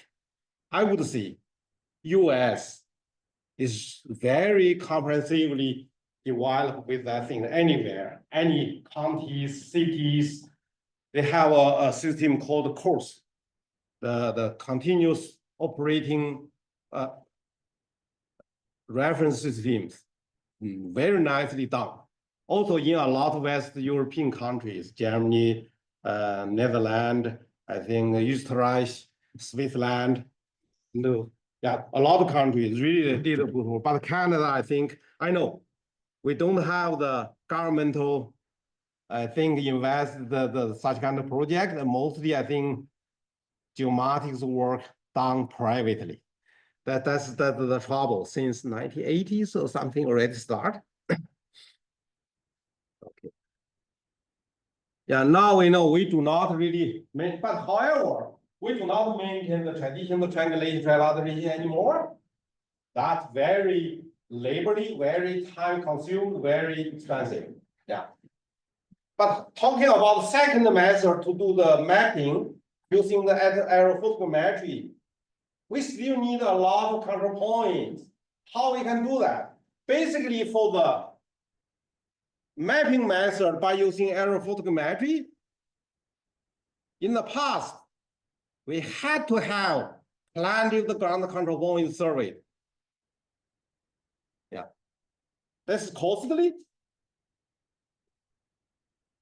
You have to run a very complicated bundle adjustment to connect all the things together. That's really how we fly the airborne platform to take photos of our ground. We have to merge all the images together to apply a lot of geometrical corrections. Yeah. Now, things has been revolutionarily changed. I know, I think it's hard for me to try. Yeah. That's really the talking about the direct georeferencing technology. Yeah. Without using the ground control point, that's our landscape. That's the airborne system running, flying with a camera, with the inertial measurement unit, with all the GPS receiver integrate together. Yeah. They really integrate as a whole system now to provide the images for their external orientation parameters, not only position and also attitude angles. Yeah. Okay, I will run a little bit quick. Yeah, that's really how we, yeah.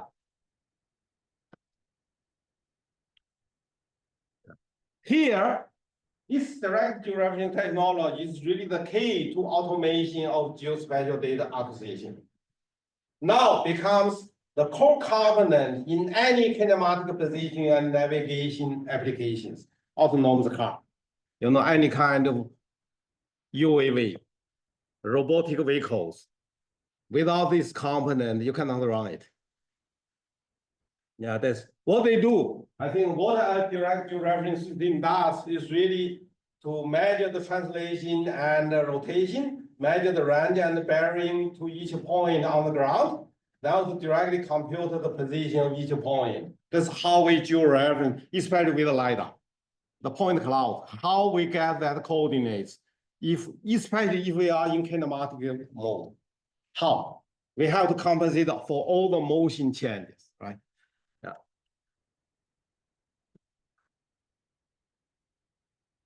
Yeah.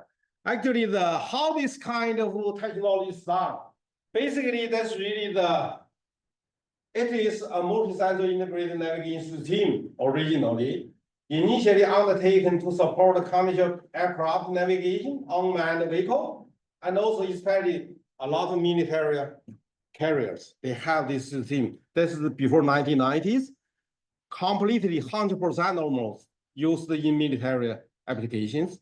Yeah, then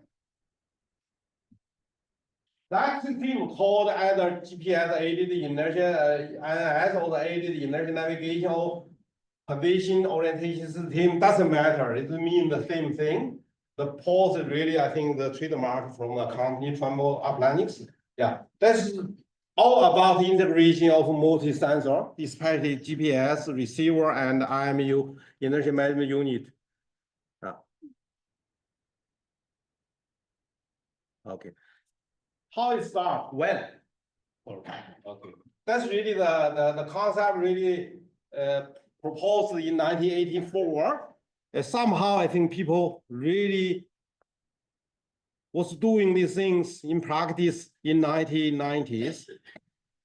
Yeah. Here actually the 4 institutions, 3 university and 1 industrial company, they really belong to the pioneers. Yeah. Luckily, I think I was doing my PhD during that time in the 3rd one.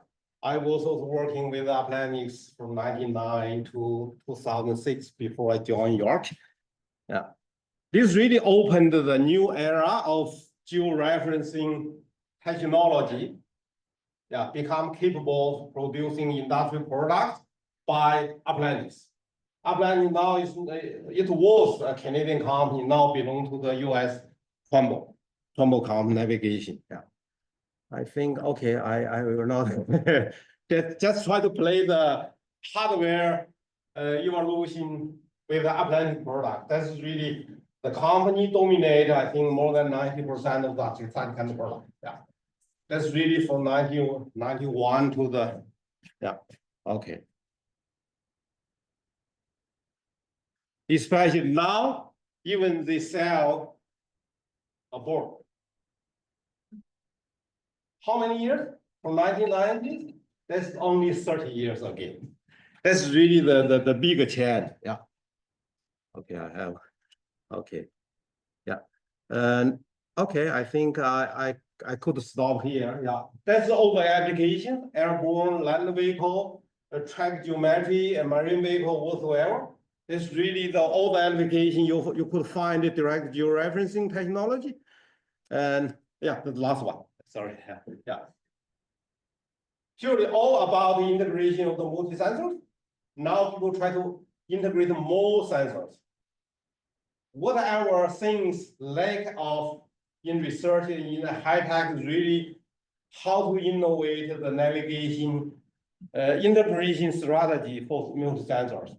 People adopt the old algorithm, old data fusion methods from the last century, barely want to do something new. That's also what I'm trying to do actually for the last 20 years with York, running my answered project, to try to innovate the data fusion strategy.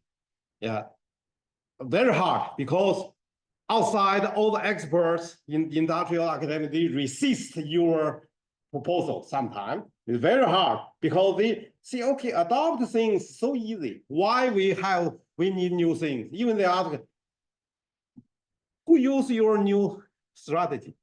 Sure, if you don't make new, nobody uses it. Yeah. Okay. Now it's really, I think yeah, that's the end of my. Yeah. Thank you. Thank you.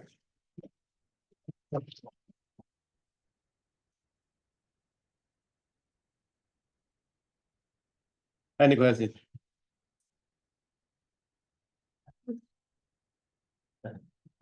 Thank you for that. That was a great overview of the evolution of georeferencing. I'm wondering if you could talk about the AI piece and what you see the intersection between the georeferencing evolution and AI. I know that's a really big question, but maybe give us some snapshot. There's some kind of task that I proposed in my current. I just got the answer this year. In April. That's also something I proposed in my research program. But quantitatively, I would say AI is hard to apply in this kind of application. You know, why I say quantitative? If you talk about something like a few centimeters, some things, yeah, you have to think how to really apply that kind of AI technology. AI, yeah, you know, for something, I think with the attribution, with the low accuracy things, it's doable. I did read a review paper from a number of the experts. Maybe I think that paper authored by 20 people, something about AI in integrated navigation. The conclusion is really quantitatively. Now it's still not there. Oh, yeah, thank you. So knowing where things are underpins everything that we do in geographic analysis. And there are all kinds of methods of figuring these things out. You've mentioned some of them, but I just want to leave you with one thought. Imagine we have a fire hydrant outside, and we use a GPS or surveying device, and we figure out the coordinates of where that fire hydrant exists. And we know it in tremendous detail. But the crustal plates that we live on keep moving. And over time, that location of that fire hydrant moves. Now, well, who cares? That doesn't really matter. But if you have a bridge that spans two continental plates, and those are constantly moving, you need to deal with the stresses on that bridge. These are real things that engineers think about when they're thinking about geographic data and positioning things, because even though things have a coordinate and we feel pretty comfortable that our house is where it was when we left it this morning, slowly things move. And over long time horizons, things and their spatial relationships also change. So, enough about that for now. I'd like to invite up our next speaker, a graduate student here at York University, Chifu. And she's going to talk a little bit more about where things are going, sort of deep learning and sort of that sort of big modeling, adding labels to data. The floor is all yours.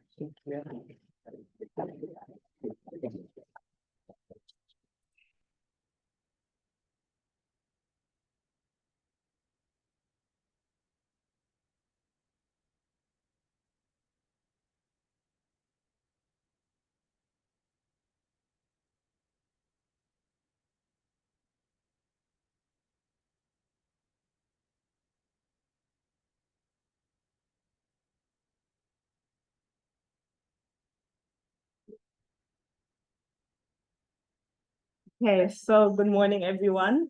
My name is Chifu. I am a master's student. I'm in my second year. I will be finishing my research hopefully in a few months.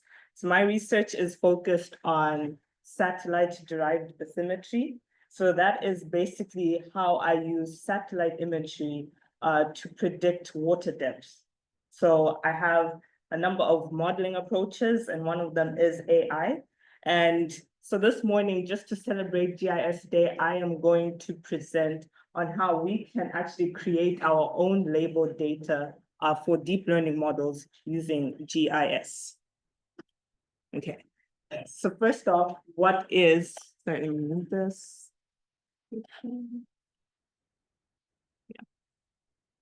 Yeah. Fancy. Okay, just wanted to. Oh, get rid of the top one. There we go.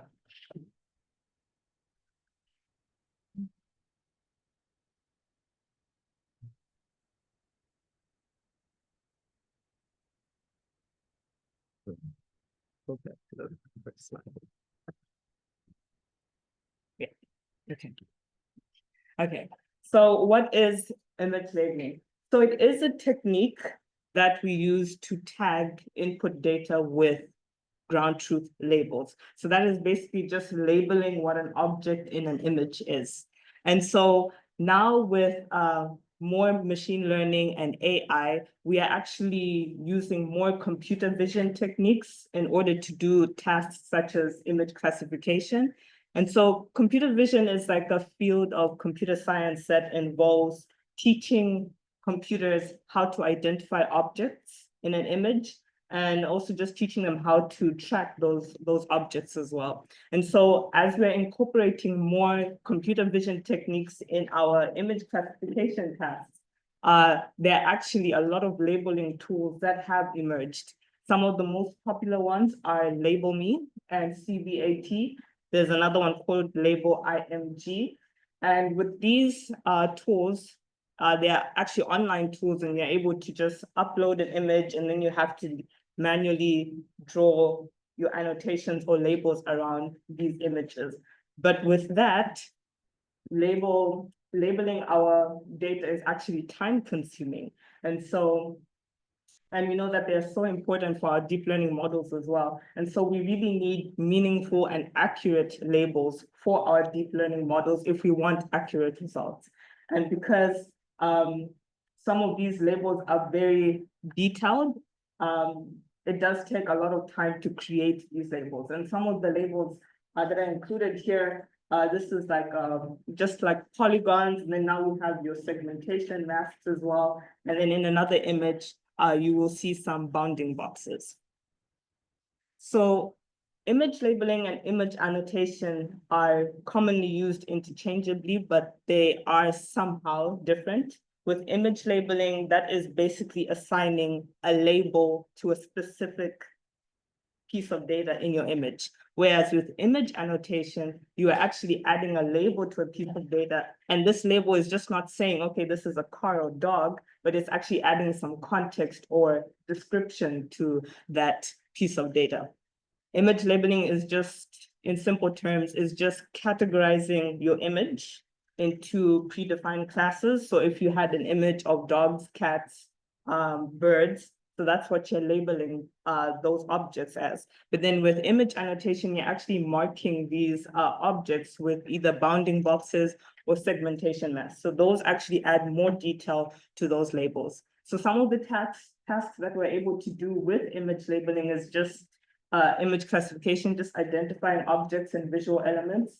With image annotation, we're able to do even further than that. We're able to actually identify the spatial relationships between objects. So just like with your self-driving cars need to know the distance between maybe the curb and like the pedestrian sidewalk. So that actually uses image annotation. There's more detail in that. So with image annotation, it's more time consuming because the labels have been more detailed and complex. Whereas with image labeling, this is a bit faster and scalable. So the focus of this presentation is more on image labeling. So the motivation is actually trying to explore ways that we can use our own existing geospatial data to create labels. I know that said we don't really use geospatial anymore, it's spatial data, but now, since this is GIS, we have raster data, we have vector data. So how do we use that data to create our own machine readable labels? And the second motivation is actually to reduce the labeling time, trying to make this a more automated process. And we are trying to create our own data sets as GIS experts, create our own data sets that are compatible with deep learning applications.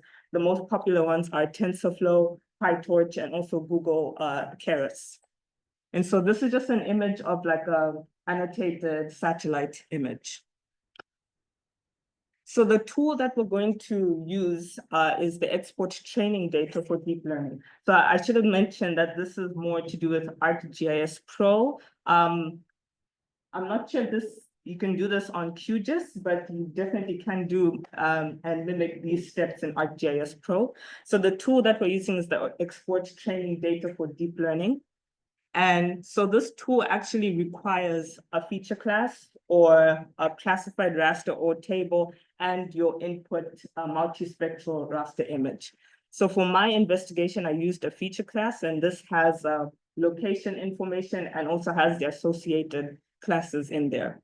And so the output from this tool is actually a folder or a data set that consists images that are size 256 by 256 with their corresponding label. And so you can actually specify you can specify your image to either be in meta raster format, PNG, JPEG, or TIFF format. For my investigation, I used the TIFF format just because it adds, it just has a little bit more detail than a usual PNG or JPEG image. And I just want to bring your attention to this right here, which is the grid code. It says class value field grid code. It will become important later on in the presentation. And so even with ArcGIS Pro, with this tool, it actually gives us a wide selection of metadata label formats. So what are the metadata label formats? This is not an exhaustive list. ArcGIS Pro actually provides more formats, but then I'm just going to go through some of them. The most popular one is actually the Pascal VOC dataset. And these labels are actually in XML format. And these files actually contain information on your class names and class values, and also on the coordinates of your bounding boxes. And it's ideal for object detection. So when you're choosing your label format, you're actually trying to decide, okay, what type of problem do I have? Is it an image classification problem? Is it an object detection problem? And then once you know what you're actually dealing with, you would know which label format you're gonna pick. And it also depends on how complex your problem is. Are you tracking objects, or are you just trying to classify simple objects? And maybe you'd go for one of these simpler formats, such as the classified tiles, which I used in my investigation. So this is just where the tool provides an image chip per raster image chip. So that image chip is like a label and it's classified. And so it also contains metadata on your class names, class values, and also the statistics. I'm not going to go through most of these. Some of them actually include segmentation masks as well that allow you to do instance segmentation depending on what your problem is. And then I have the ImageNet. So ImageNet is a very, very popular data set in AI. Most of the deep learning models are built on ImageNet.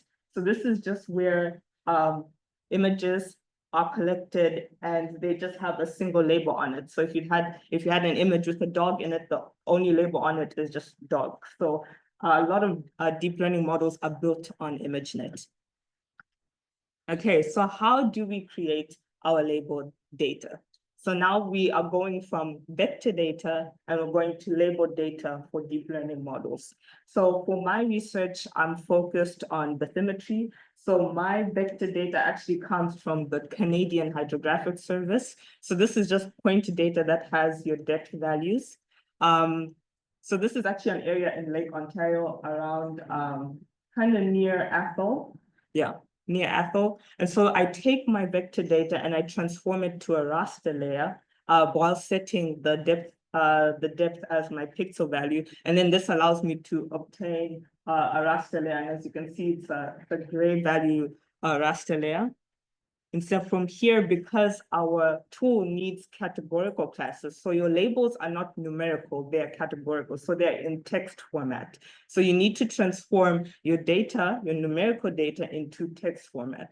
So to do that, I had to round my pixel values to the next integer. So sometimes I would have maybe 4.3 meters depth, and then that would round to 5 meters. And then once I've rounded those values, it actually gives me floating point values. I need to then convert that to integers so I can just get 5 meters. So here we have just the raster layer that I have after rounding and converting it to integers. So these colors just indicate the range of depths that I have. So with this would be like 0 to 1 meters, and then the next color would be 1 to 2 meters of depth. So next, once I've had my integer values, I now need to transform these values into actual class labels. So I need to build a raster attribute table, and then I need to add another column or attribute that is called class. And so with class, I have to manually input the name of the label. So that's actually fairly quick depending on how many classes that you have. And then once I have that, I'm able to transform this raster into a polygon using the raster to polygon tool. And so here is just the same raster, but then now this is a polygon layer and you have the same colors that are indicating the different classes. And you can see my classes are in text format. I have 1 meter and then deep water, 2 meters, 3 meters, and so on. So now that I have my feature class, now that I have my label layer, I'm able to use the export training data for deep learning tool. Yeah, the deep learning tool. So once I have the label and my multispectral raster image, I'm able to input that into the tool. And then the output, this is what the output looks like. You have a folder of images that includes all your image chips, and it has another label for your layers. So I'm just gonna go back up to this here. So this is where you specify your image format. So PNG, JPEG, TIFF, and you have the tile size here. So this just indicates how big do you want your images to be. So the default for ArcGIS is just 256 by 256. And it actually depends on how big your training area is. So if you have a large area, maybe you're using the whole satellite image, then maybe you can increase that to maybe, let's say 1024 rows by 1024 columns. And then we have strides. So this just explains how are the images going to move on to the next, how do you capture the next image chip? So then there's actually these overlaps between your image chips. And then the reference system, you can specify whether you want a map space or a pixel space. Map space just allows us to, once we've used it in our deep learning model, we're able to put it back in our GIS. And then finally, we have our metadata format, which I mentioned before that I was using the classified tiles. So yeah, so this is the folder of stuff. And then the map just includes, you have your image chip and then you have your label as well. And the image and the label will have the same name ID. So that will help you in your deep learning model. So these are the results that I have these are the results that I have from SegNet. So SegNet is one of the most popular deep learning models.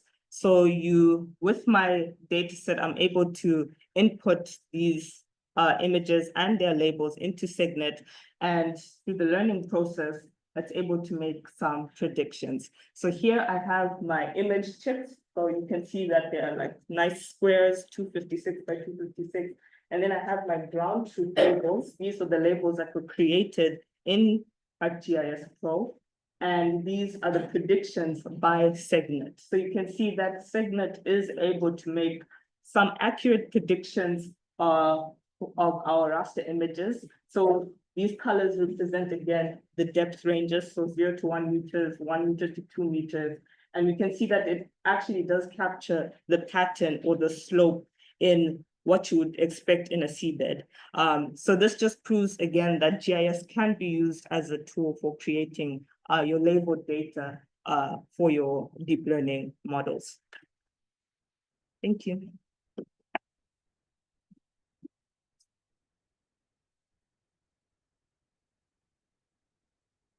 Are there any questions?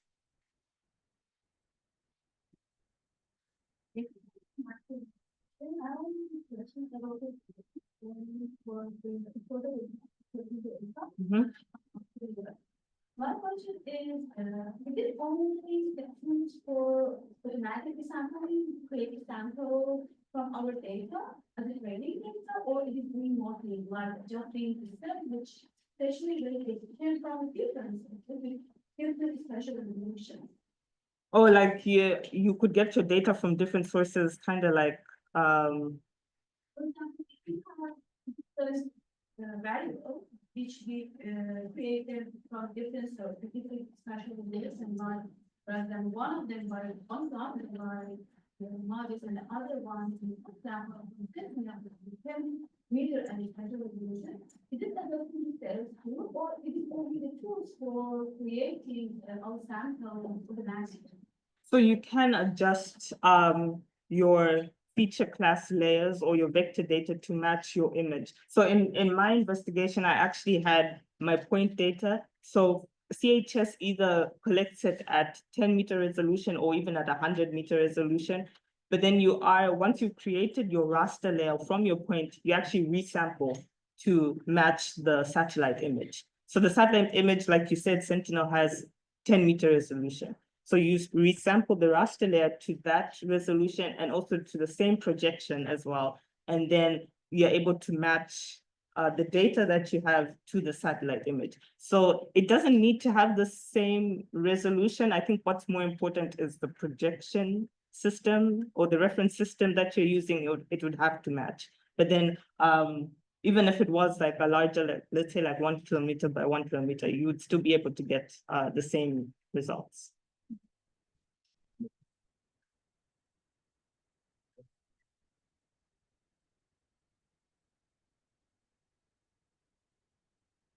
But before we take a break, I want to mention a few things. I mean, this is pretty interesting. It's about automating labels onto data sets and sort of taking the human part out by having deep learning and artificial intelligence trying to figure out what it is that we're seeing.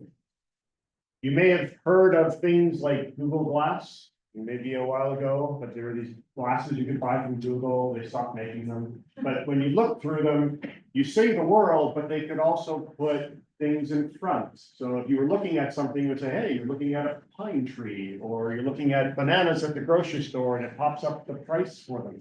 There are companies that are now developing slightly improved methods for doing this. But when you wear glasses, you're now getting an augmented reality. So you're walking around and you don't remember everybody that is at the conference or that is at the presentation, but they've all registered for the conference, and you look through the glasses and all the people have their names attached to it. Makes it not so awkward when you're like, I don't remember the person's name. Augmented reality puts us into the mapping because it works, because the system knows where we are and where the other things are, and labels them and automatically labels them so that we can then interact with their environment in interesting ways. When we take our break, there's a sandbox, yay, out in the hallway, but it is an example of augmented reality. And I just quickly jumped out, and it's there, and I played with it. I've seen videos of these things, I've heard of them. Up until today, I'd never actually used one, but it's really quite neat. You take sand and you move it around, you dig trenches, pile it up into hills, and there's a projector above that projects the topographic surface. So it creates a contour map and it colors it. And as you move things around, the colors change and the contour lines on the sandbox actually change. So we're now starting to bring geographic and spatial data into this world where there's sort of the digital component, there's the real component, and there's us interacting with it. And you're going to get a chance to play with all of that. So virtual reality was this cool thing. Anybody have those new Mac goggles that look like big ski goggles? Nobody has those? Yeah, I didn't have $5,000 to spend on them either. But they put you, the Apple things, right? I forget what they're called. But they put you into this world where you see the real world, but they can put things in front of your eyes. It's augmented reality. But there's this company in the States that's producing something that is even cooler than that. And it's called parallel reality. Unfortunately, I asked if they could come here and present today, but they can't. But it's really neat. They can actually, from a projector, so like the projector that's projecting onto the screen, they can direct the photons of light in certain directions so that when you are looking at the screen, you see one set of information. The person sitting next to you sees something completely different. Because they know where you are and they know how to direct the light to your face. And you're like, well, why is that cool? Well, the examples that they give, you go to an airport, you check in, you're looking for your flight, and you're like, okay, where's Terminal 3, Gate A54? How do I get there? So you look up at the screen, and all of your information for your flight is there, but nobody else can see it, only you. And it says, you know, turn left here, and you just follow the augmented reality. It is beyond mind-blowing cool, but it is where geographic information is going. It is linking sort of where things are and how they're moving and keeping track of all of that in a software environment, keeping track of where you are and what you're doing and how you're interacting with that, all through software that we don't even see. Really, really cool stuff. I wish that they could be here maybe next year, but for the time being, we have a sandbox to play in. If you haven't dropped off your raffle ticket here, make sure you do that. Put my name in there so that I can win. We have until 1 o'clock a break, so I had asked that we come back a little bit before 1. You're more than welcome to play with the sandbox, wander around campus, talk to people. We'll see you back at 1.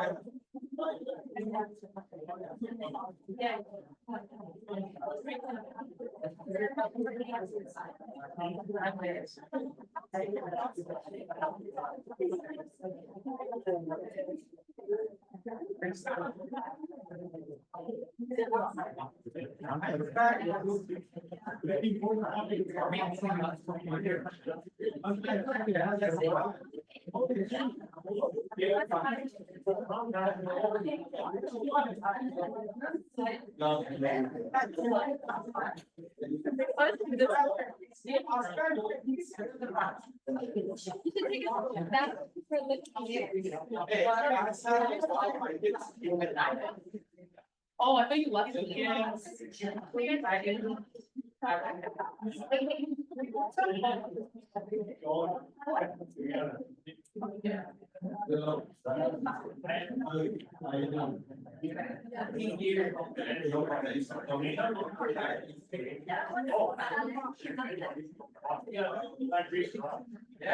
It's all, I can say that. Okay, this is there. It's such a protective box. Wayne is presentation. Next. I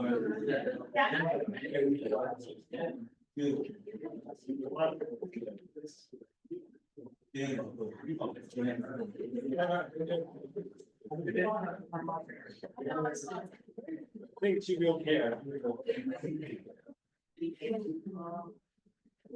Yeah, really. It's not easy.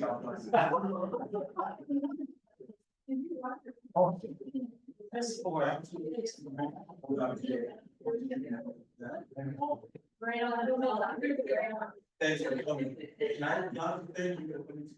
Where are you guys here from? Okay, next. I would think, yeah, Anthony, you guys want to come? I didn't want to leave it here. Somebody can take all the other. Oh, that is. Okay. There's only one slip in here. It says- Oh, that's okay. I'll take it again. Well, I don't need it as. Waiting, we hear from you next week, your proposals. And watching it for the past 9 weeks. Okay. And then we invited.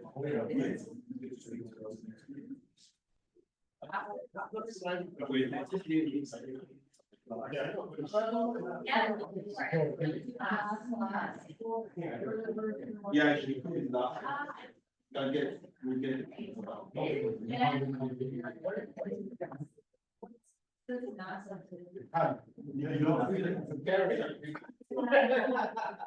Yeah, someone could also be hard.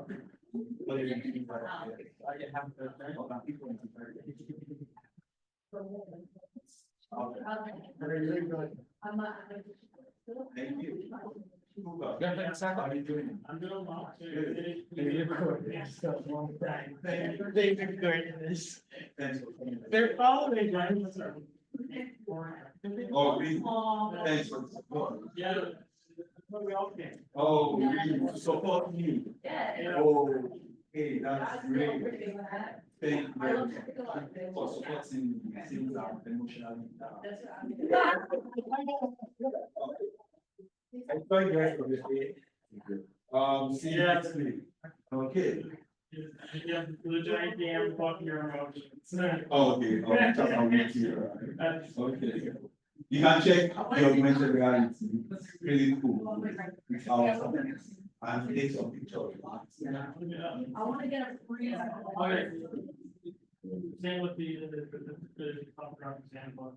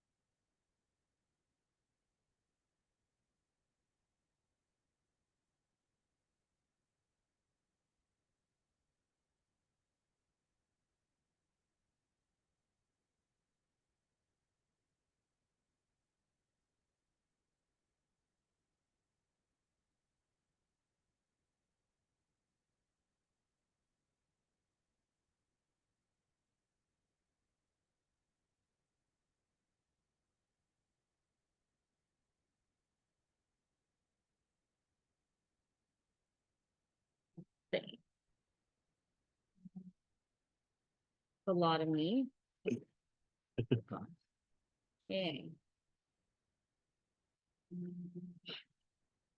If I open up, do you need internet or? Internet, yes. Yeah, so it should go. Okay, perfect.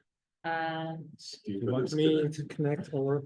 Yeah, to portal and just get me to, I guess, to the login screen that I can log myself in.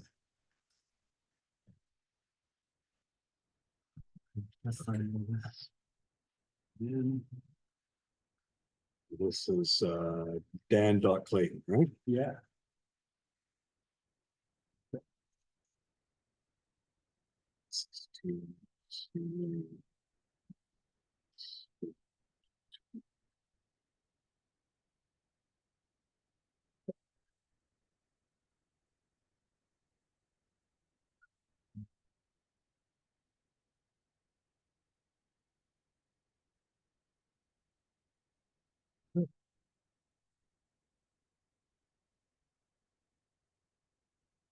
Okay. Okay, perfect. I'm gonna open these up. Okay. Ready to go, I think. Oops. Just did that.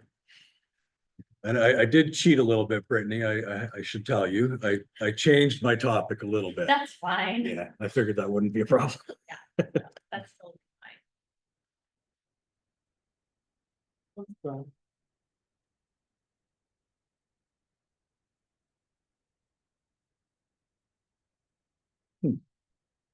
The other one worked. That worked. It's nice.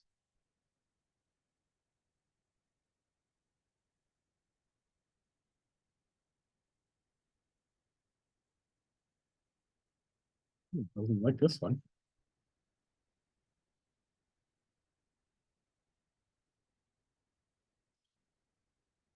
It's that video that Chris did a few years back. It's just on YouTube, like it shouldn't be a problem. It's not critical, it doesn't work.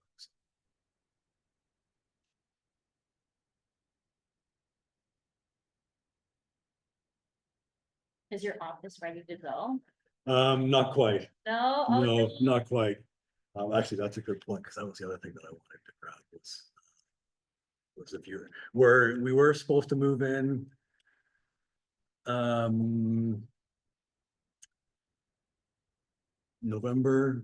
December 2nd or 3rd. We've now been delayed another month. Oh. So it's been a bunch of delays, but we're pretty close now. Yeah, that's right, yeah. Oh, so you know about our new building then, I guess. I drove by it a lot and then I heard that it was gonna become the new PRC building, but I don't know exactly what's gonna be there. Just an office, it's just an office, Oh, okay. yeah. Where? Okay, so this is perfect. This is your campus. That's so cool. That's your campus. But I was hoping, like the way that ended up right here.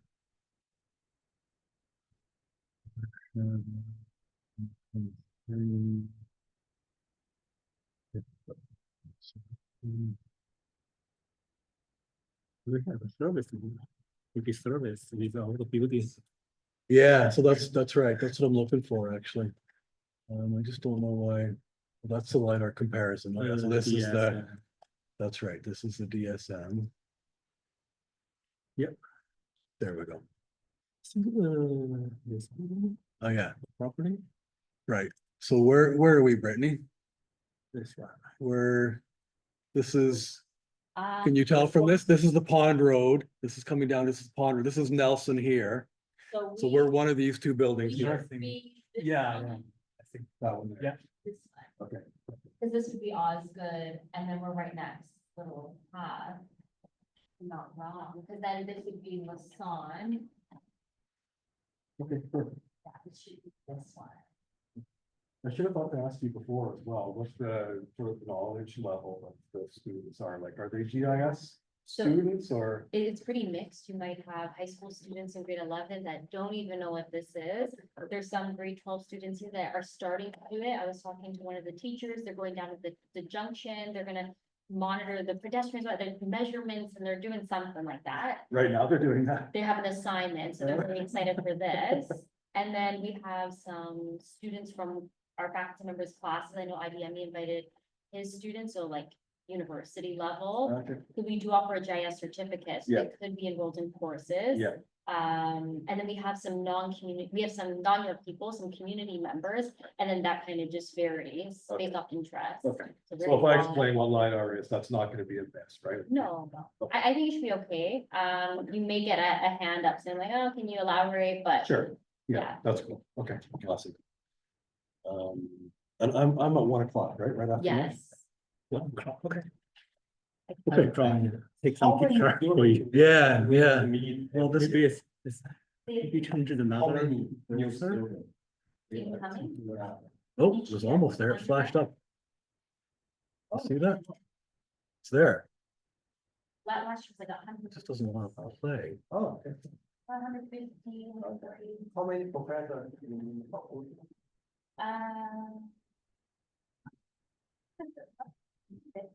I would be lying.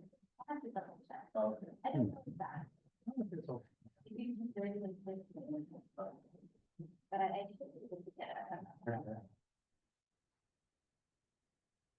You know, geomatics, we run into the problem.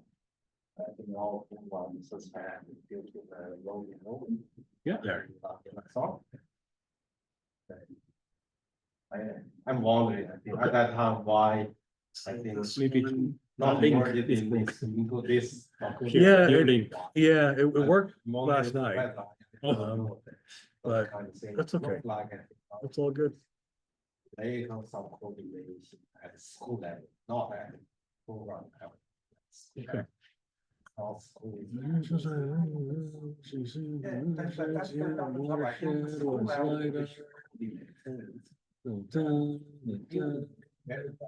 Yeah, we have been one. Okay, that's right. Okay, I got it. Now I think our people provide normal new provider in this area. Okay, that would be cool. Program sometimes they will not have. And then just a forestry and erosion exam. That's why I think it's real. That'll be all right, I think, eh? Even we already approaching. Someday. Yeah, someday. So are you also presenting that? Okay. No, my Good. student, Yep. my PhD student. 45 minutes. I 45. also, No, half an they hour. organize. Oh, yeah, it's 12:15. I received your, the email from this faculty in summer, right? Yeah, I come, I think, yeah, I will do that. And only I think 2 days, 3 days earlier, they still asking for design or something, surely, I forced my PhD student and say, go to Game of Life. He will do it today. Well, I know, I like K2I a lot. They do a lot of cool things, like here I'm trying to do that too, like workshops and stuff, so that's why it's like York people, community members, high school students, try to bring everybody together. And So, also, the other aspect is really, Ontario, here especially, we badly need young people to join land surveying communities. I do not know if you have any communication with the Ontario land surveying. Would not.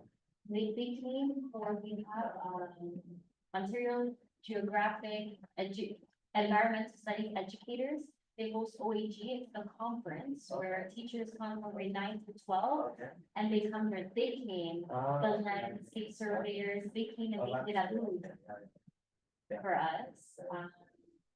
That happens every year, October, they all come, and we have a bunch of like, Canada Geographic comes, Waters of Paint this year. So we have different people come and all the teachers get to kind of network and such, kind of like a professional development. Mainly, I think this, all the programming in this faculty is really decision making, not like ours, we are doing practically doing the practice in some example. But still, I think something could really, I think, especially the research program running by, we only have six professors in geomatics.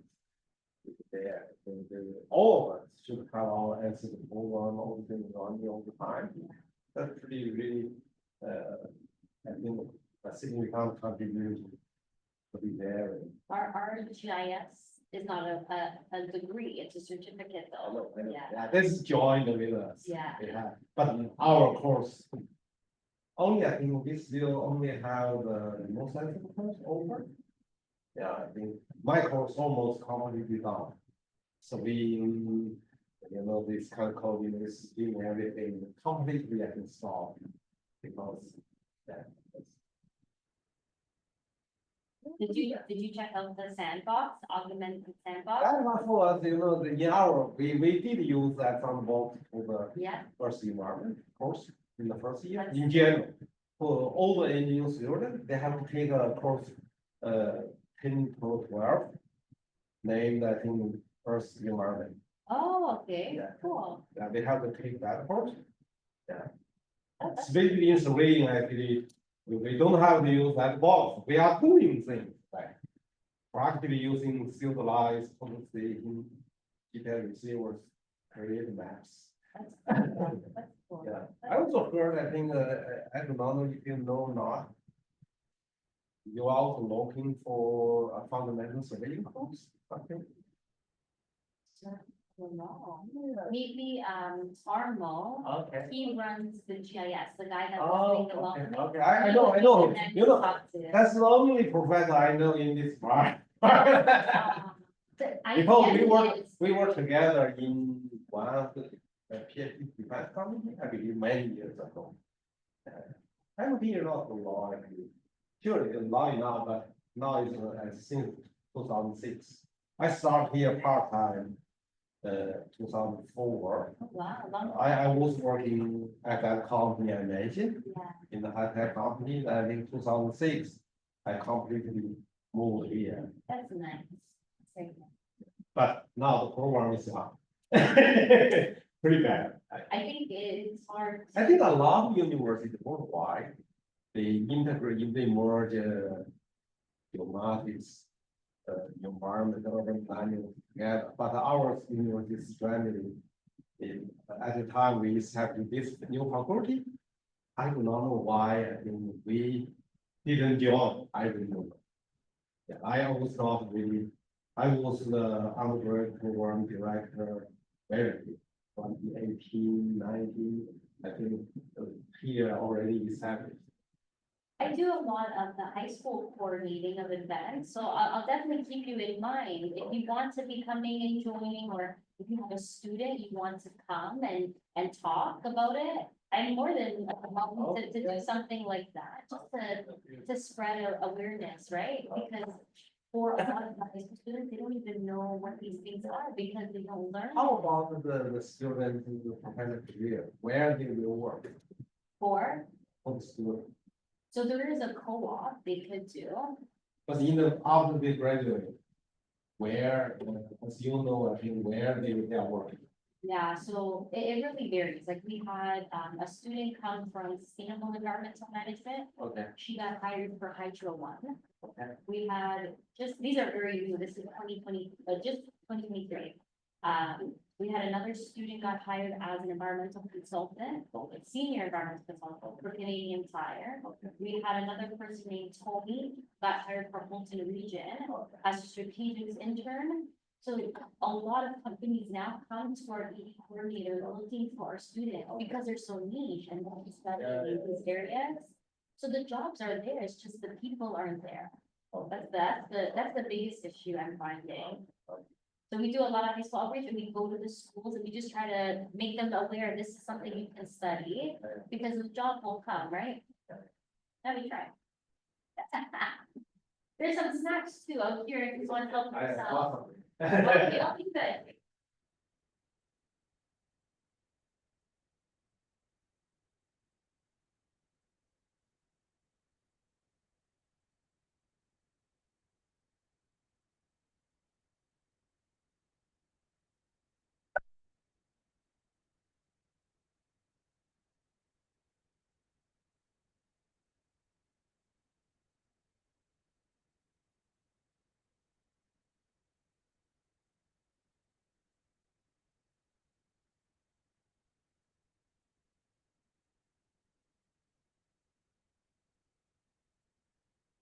there's a box right there, and here's about it. Worst case, if I don't get a chance to see you today, Yeah. if you come start by my office, I'm the first room in the hallway, to give you something later on. Just so you can kind of go through it and get it and everything. So if you don't get picked and you're really done, know that you want something, come and get it. Okay, so you show me where your office is. I'm all the way at the end of the hall. When you're gonna exit, you'll see my name is Brittany. If you see it, you can come. At any time. Is there a number? 125. Which I'm fine. No worries.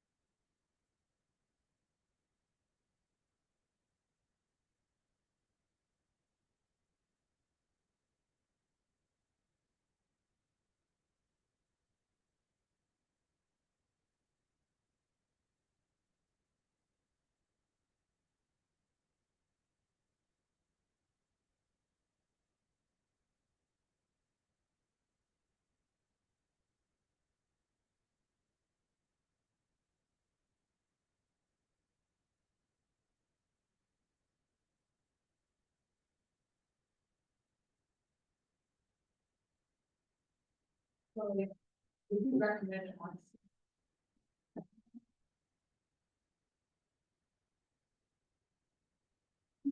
Like no pressure, well, like, okay, so when are they due though? The jacket, like December jacket, oh, that's very soon.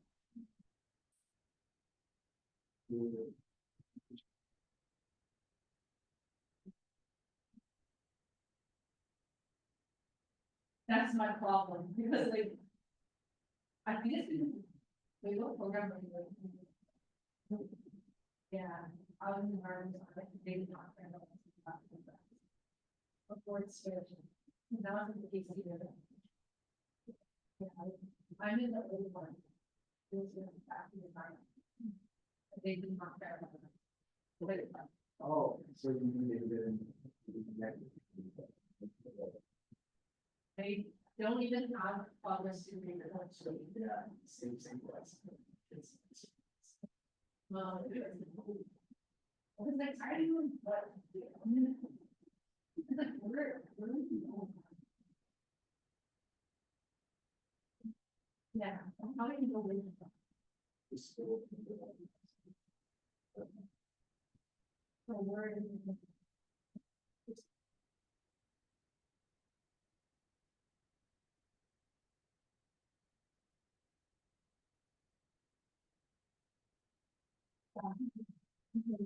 My program is like that. Like I have to like find something to laugh. But like, so like not like your kind of laugh. That you want to. I have to find a laugh. Like. And I think that my people is talking, but a lot of it was can't find my own.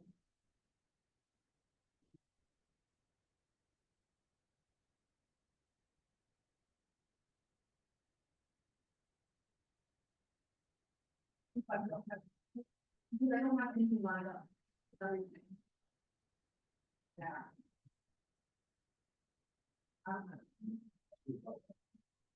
Yeah, that's what I'm thinking. I did this. They usually go where it's more people that want to press. I didn't go that. Definitely, this will be constant. I love it.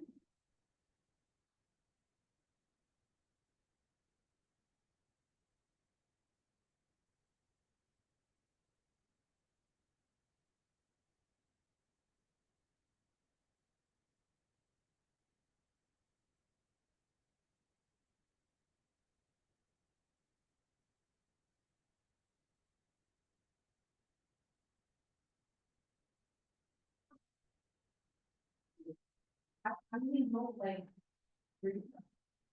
Because I didn't take them, I was never in front of the fire. Can't work. But. Yeah. I don't know. Happy looking for. She keeps saying, every year, she keeps saying she's gonna retire, then everybody comes back from over here.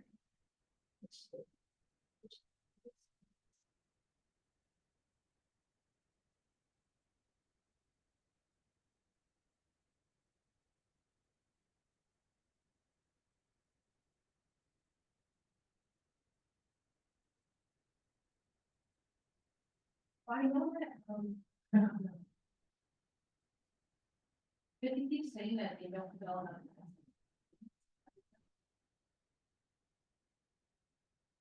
But he's saying like not, come for that. There's something, there's spots that. I think they get, they have one talk. And usually they end up don't. As long as they're not. So like. I don't know.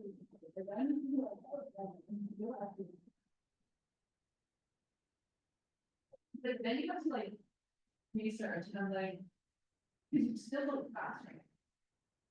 Like what is that? Also, there's two I don't think sorry. Cause like it's like two graphs, like blue red pieces and red pieces. You probably do pieces. So that's the outline is two.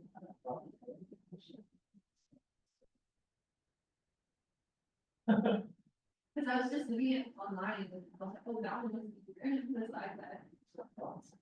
But I guess not, cause I was like, oh, if I could do research on it, that's better than pieces, that looks like it's less work.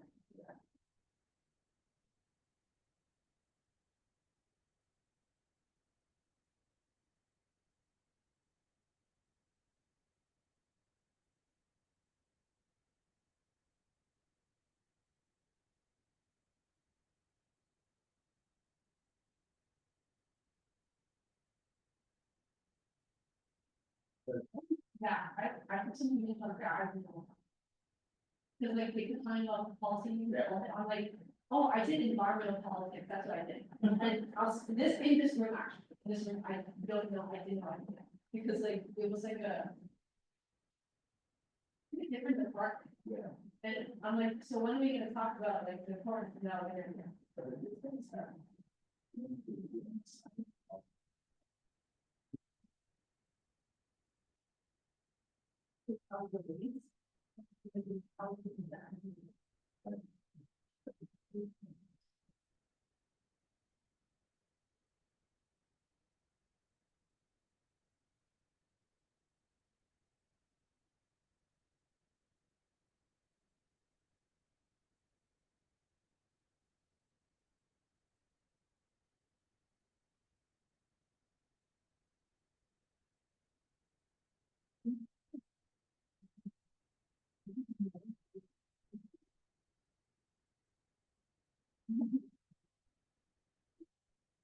And then they're gonna question me. And like, what if I just don't for him?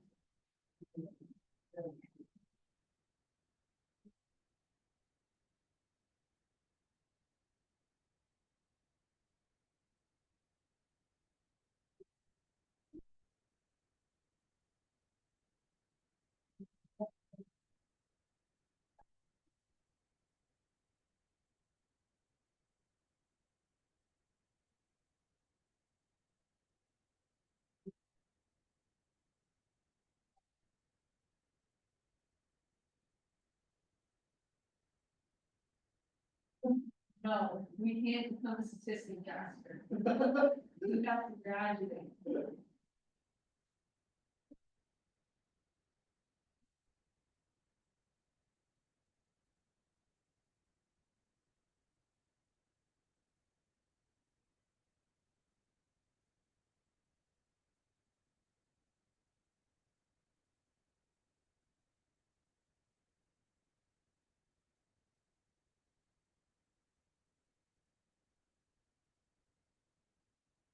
Would you like me to do this?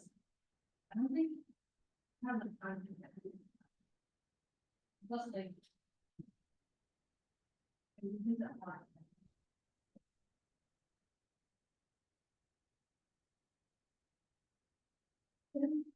Next Thursday is our last time.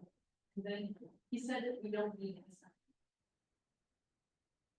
I don't know, I asked him, I'm like, go sit in stairs. But it's also last, next week's the last meeting.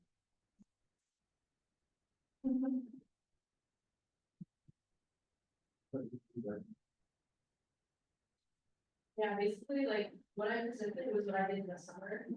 What I'm doing now is like, it's kind of like that, like, we do the same software, but it's like, looking at that. Like, it's not just Black Creek now, it's a whole software.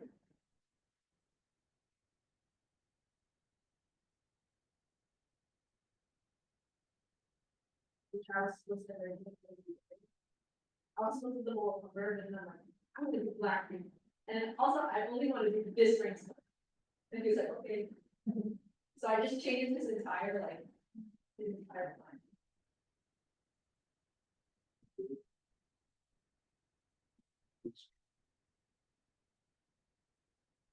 Yeah, he wanted me to just do one word, but I was like, no, I don't do that. I said, no, I said, can I just do Black Creek? And then I can do that.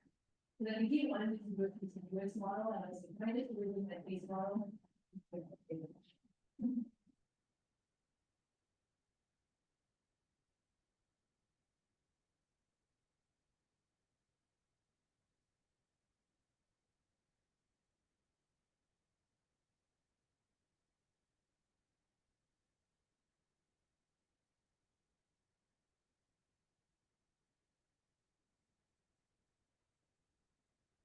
Oh, he showed me on Google Earth and then that's how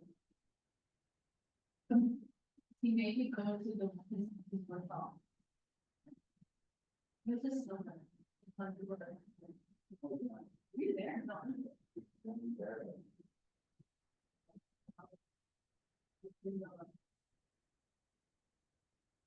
Then, well, I kind of we voted by all these. Like, on different topics, and I think it's a little bit. Not really doing the same thing.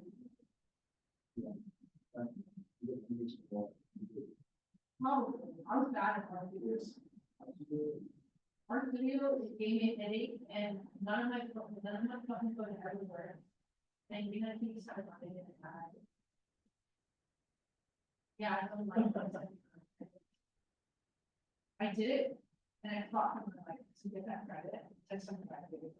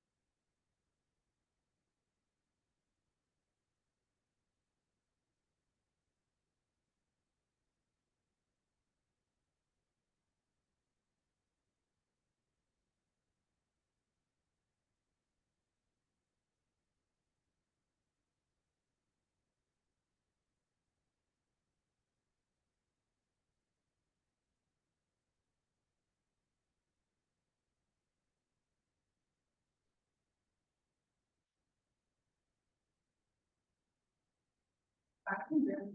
I can't, like, I'm like, I can't hear you, I'm damaged by hearing. Oh, those guys, you're there today. Is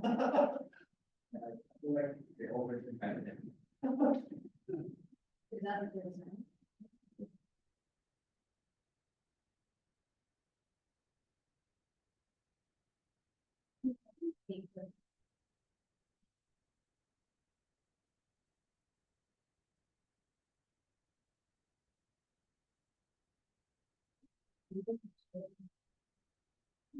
Wrong. And then I'll have like, I'll be in the third year class and do like perfect, this is 90%. She would never give me any requirements. Yes.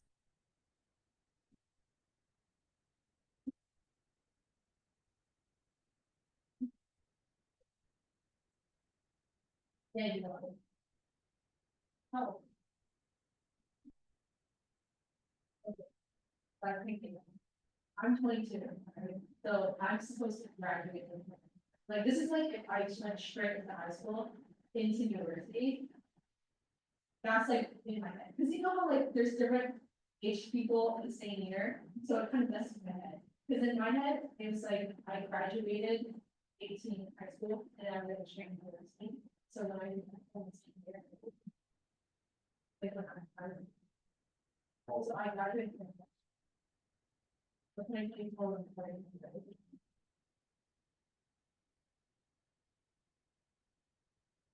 I was like, what's your favorite class?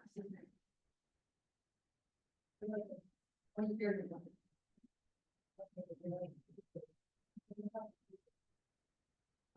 Yeah. The ratio is so bad. Like, I know my work wasn't that bad. Like, it was not 60% bad. Like, but she would give me a 60, and I would read it from out. She always say I'm studying that. Like, she wanted everything. And I'm like, so can I not? Like, what if I thought about school? No, character, no, everybody never thought cancer. Then she would want me home.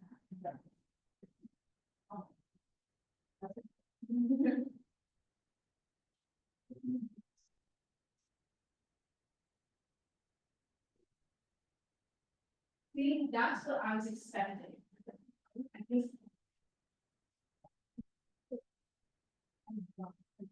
Second, I was 19.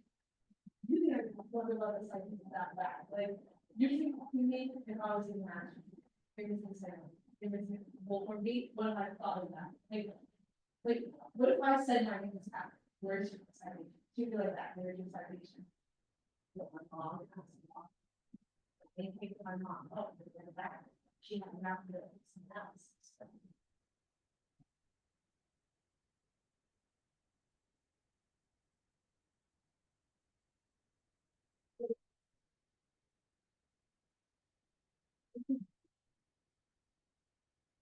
When you get to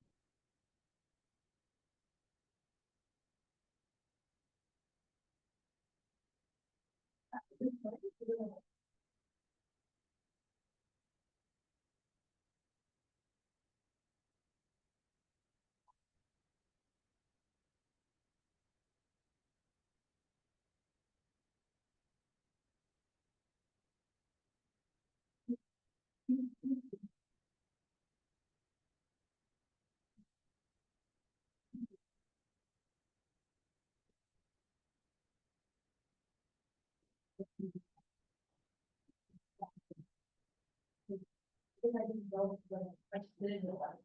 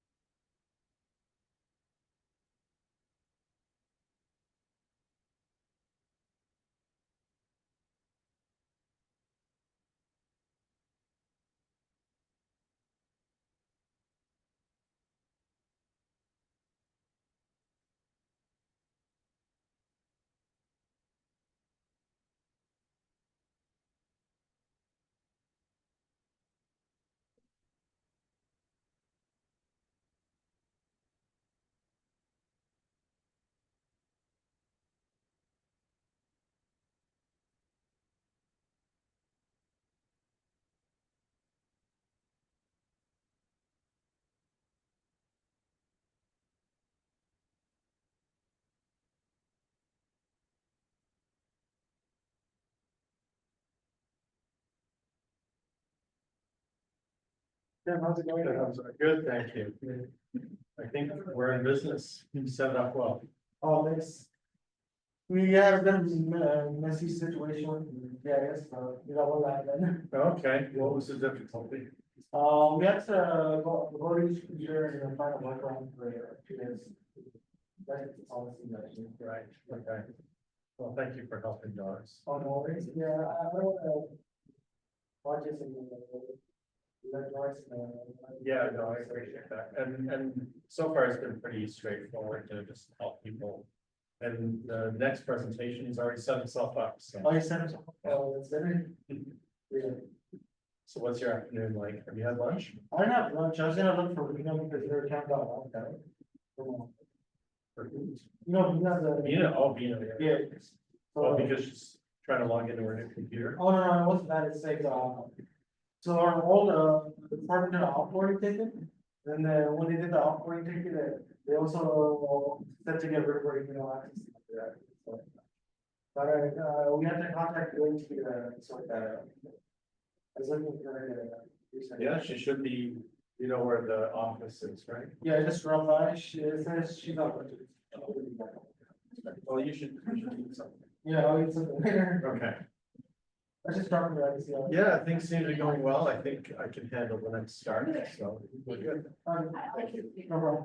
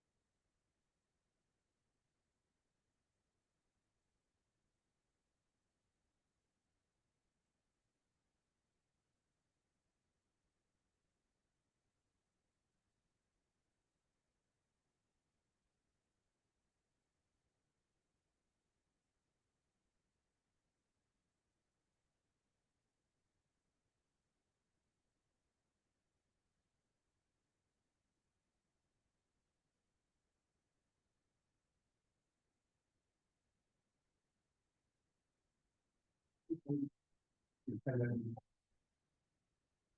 Leave this time left for Q and A if you'd like, but otherwise you just, thanks for going, don't forget your.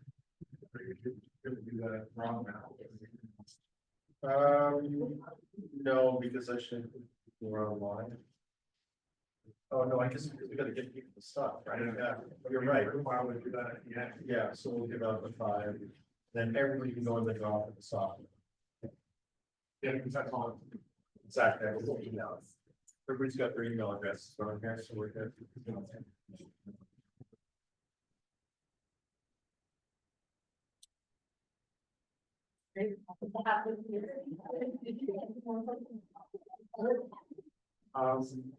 So we only have a maximum of 5, no, 1, 2, 3, 4, 7 people. But there might, well, no, I don't know where they're from. It only says the name, and unfortunately, it doesn't contact, but it's yours. So it's possible for me to, you know, it's like, well, no, where to go, it's not like, whoever is on the ship. So these are 1, 2, 3, 4 the functions. Right. But yeah, thank you for your presentation. Oh. Well, and you know, it's cold, so Yeah. not a lot of prep.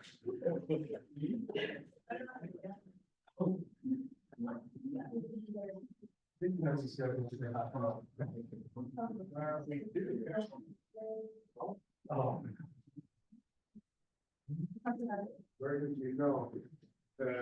That's the, very, very. I'd say it's working. I haven't been time.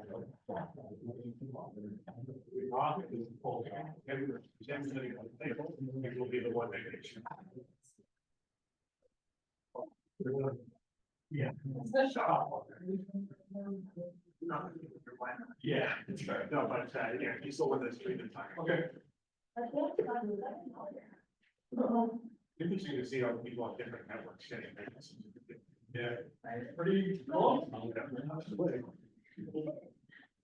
Although there's a real version there, kind of wish I was first. I don't know what's that. Yeah. At the end of the day. Yes, sir. Yeah, I took it to a song. How are you? Good. I'll give you like 5 minutes. Yeah, you're gonna get close to that. Yeah. And I haven't really time to myself. Yeah, just to talk and you can be the most we can do. Wow.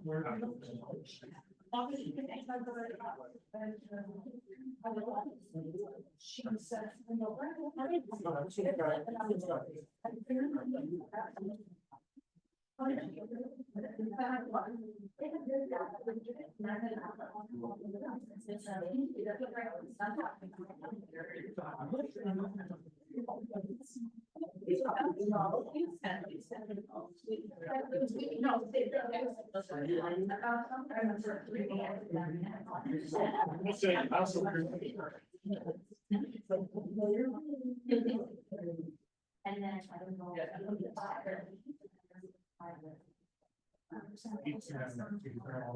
I was so like, when you're talking about I was sad. Yeah. I was inside. Yeah, you can know 3 of the ones. You will be heard, and they'll be.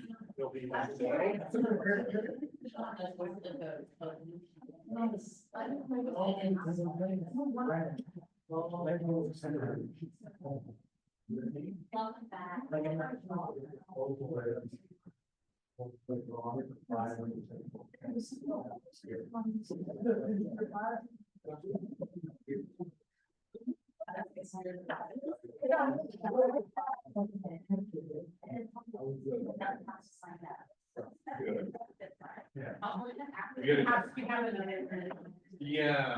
I special class. One sponsor. Almost here.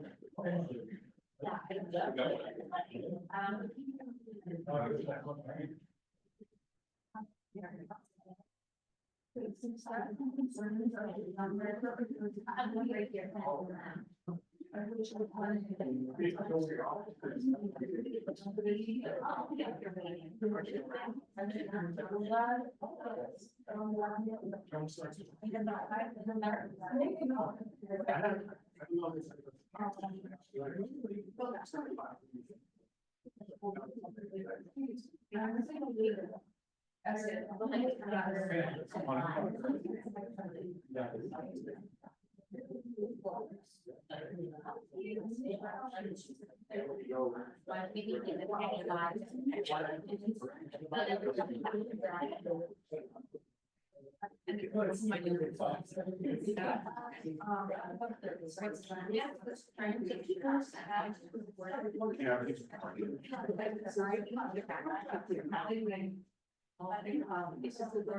Oh,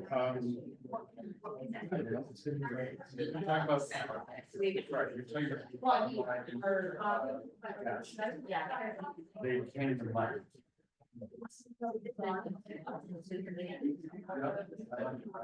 They always put it in and come back on.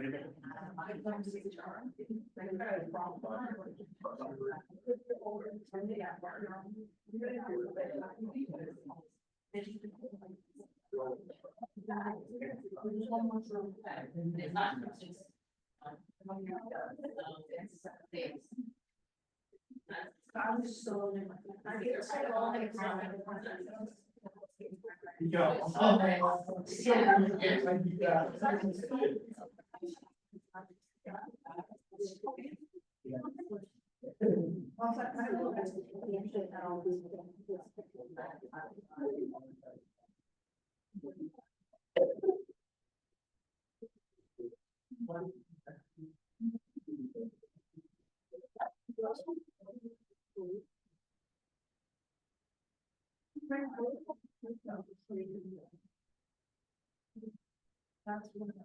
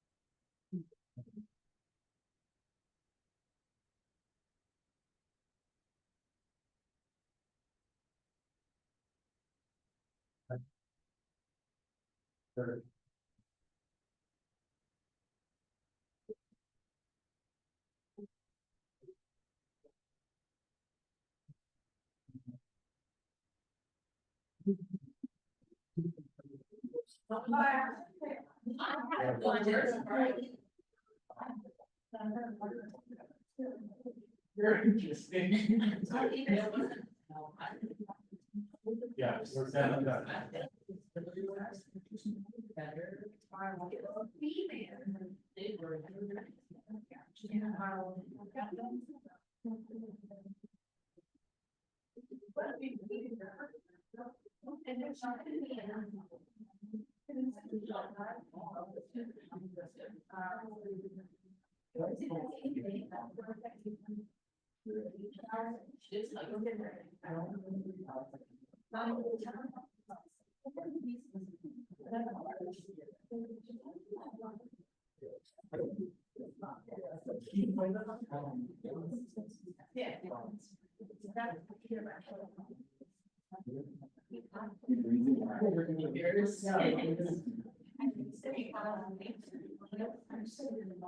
Yeah, I know.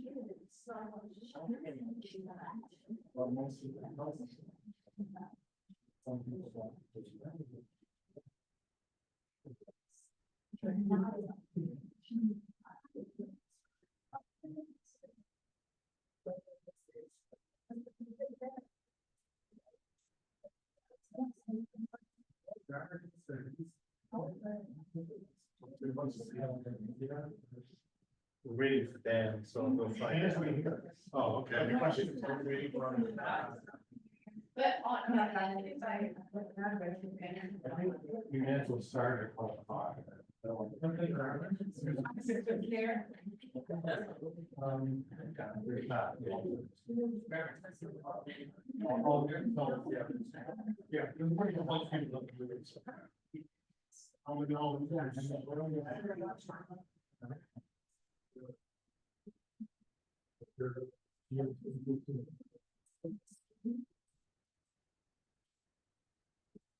No.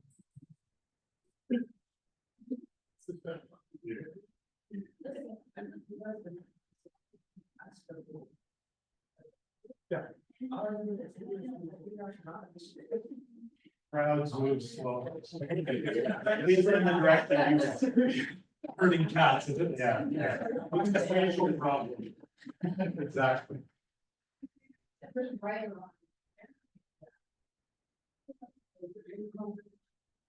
I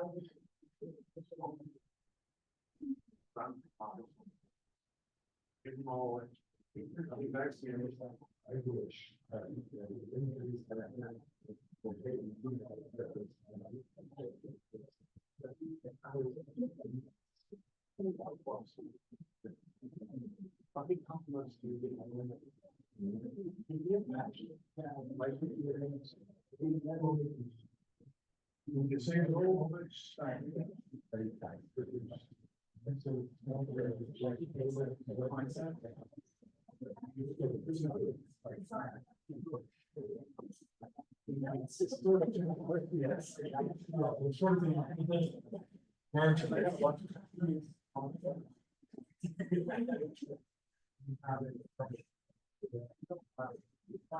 Yes.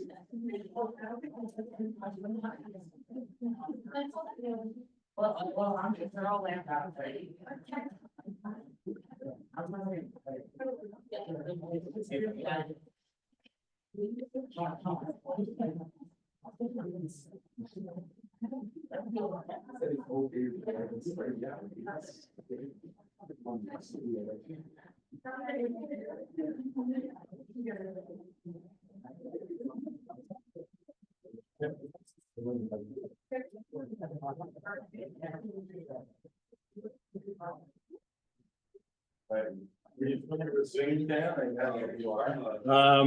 We use Teams for the most Okay. part, but I have used Zoom a little bit, so the trick here is, we can even just set up your slide deck now.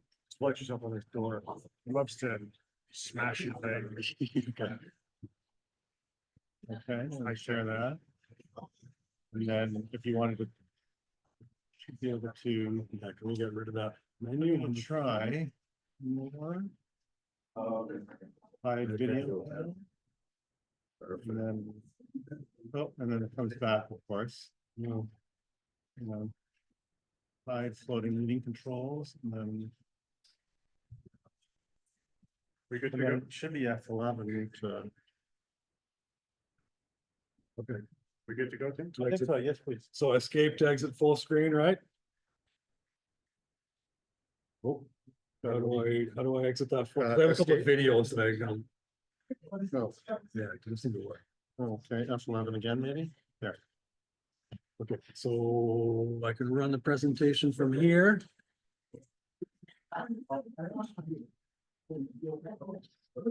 There, and then I do have. It's just, whoops. Rather than go full screen and worry about that menu, I think I'm just gonna cheat and do that. Yeah, if that's all right. Okay, yeah, thanks, Zach.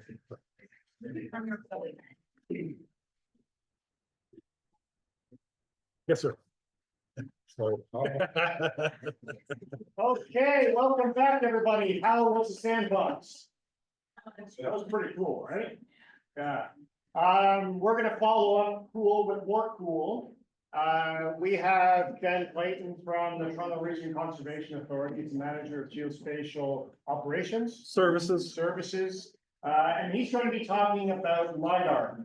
And for those of you that might not be familiar with LiDAR, are you defining it? Yes. Okay, so I'm not going to define it for you. but it really is the cutting edge, the data collection technique.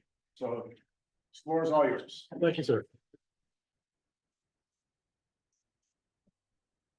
All right, great. Thanks, everybody, and welcome. Yeah. So yeah, my name's Dan Clayton. I am going to be here talking to you about LiDAR.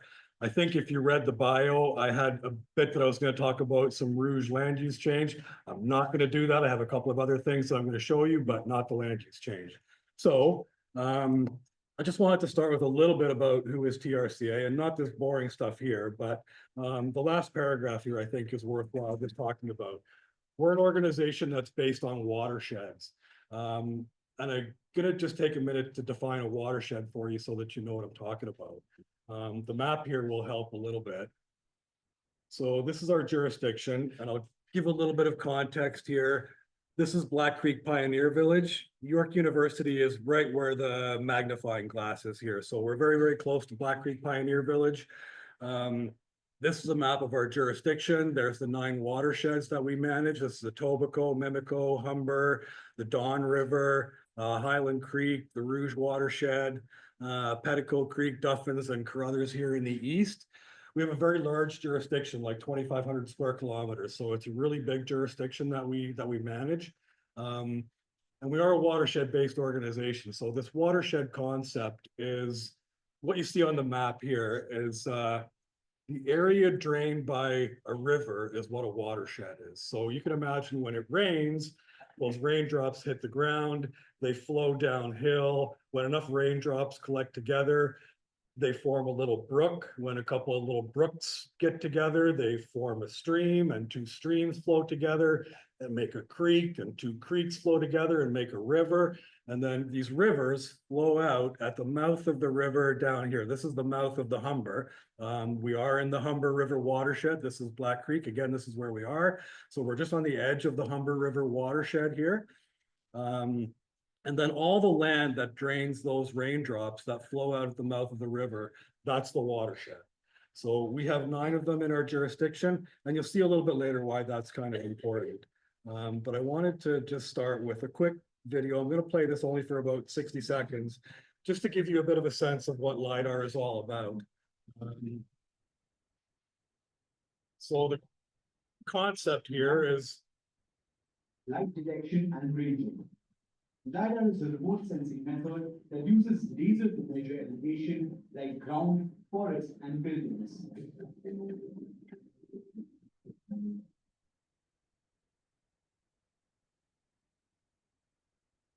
LiDAR uses ultraviolet, visible, or near-infrared source to sense objects.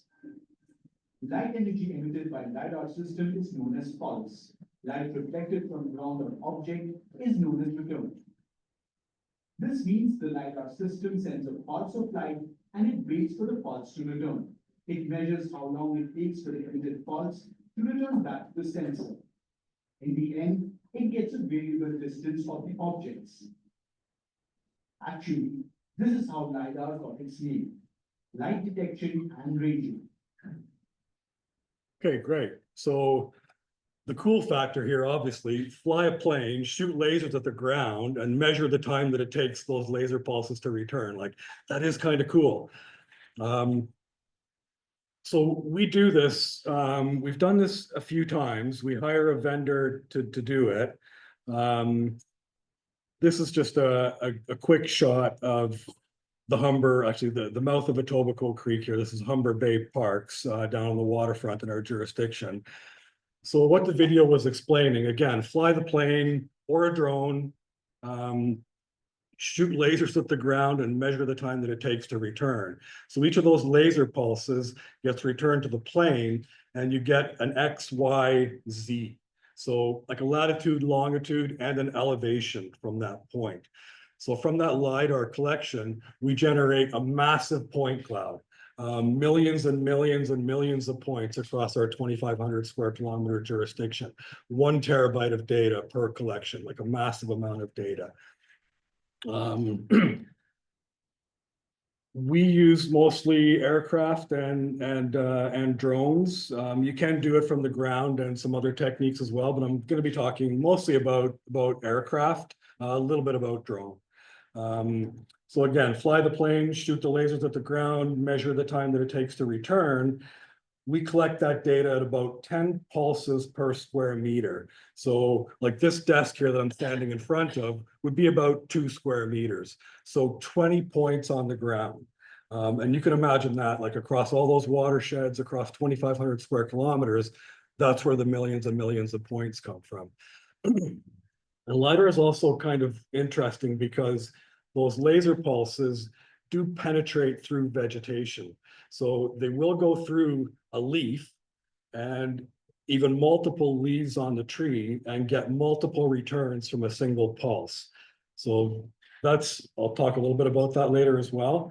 But you know, even considering that massive volume of data, it's really accurate.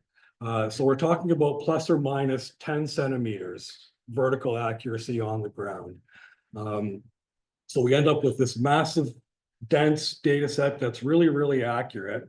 And I'm just going to show you a little bit more about what that point cloud looks like. This is just a section of the Humber River. Colorized point cloud. These are actually points. They're not features or anything. They're individual points. So you can see like on the buildings, the balconies, the windows, some of the rooftop industrial pieces, air conditioners or air vents, things like that, really detailed. You can also see like a little bit of geometric alignment in some of these points. And that's just the way that that laser pulse works in the plane, almost like an elephant trunk, swinging back and forth and collecting data as it goes. Most people have no clue that. Oop. So again, this is the point cloud here that we collect. But from that point cloud, like that's sort of the raw process data. What we do is to generate a bunch of derivative products, and you can see some of them here. This digital surface model, a DSM, a DTM, and contours, and there's some others that I'm going to show you as well. These are actually grid files, if you're familiar with that in the Esri world, and I'm going to show you a little bit more about that too. One of the really big products that we use is this thing here called a hillshade.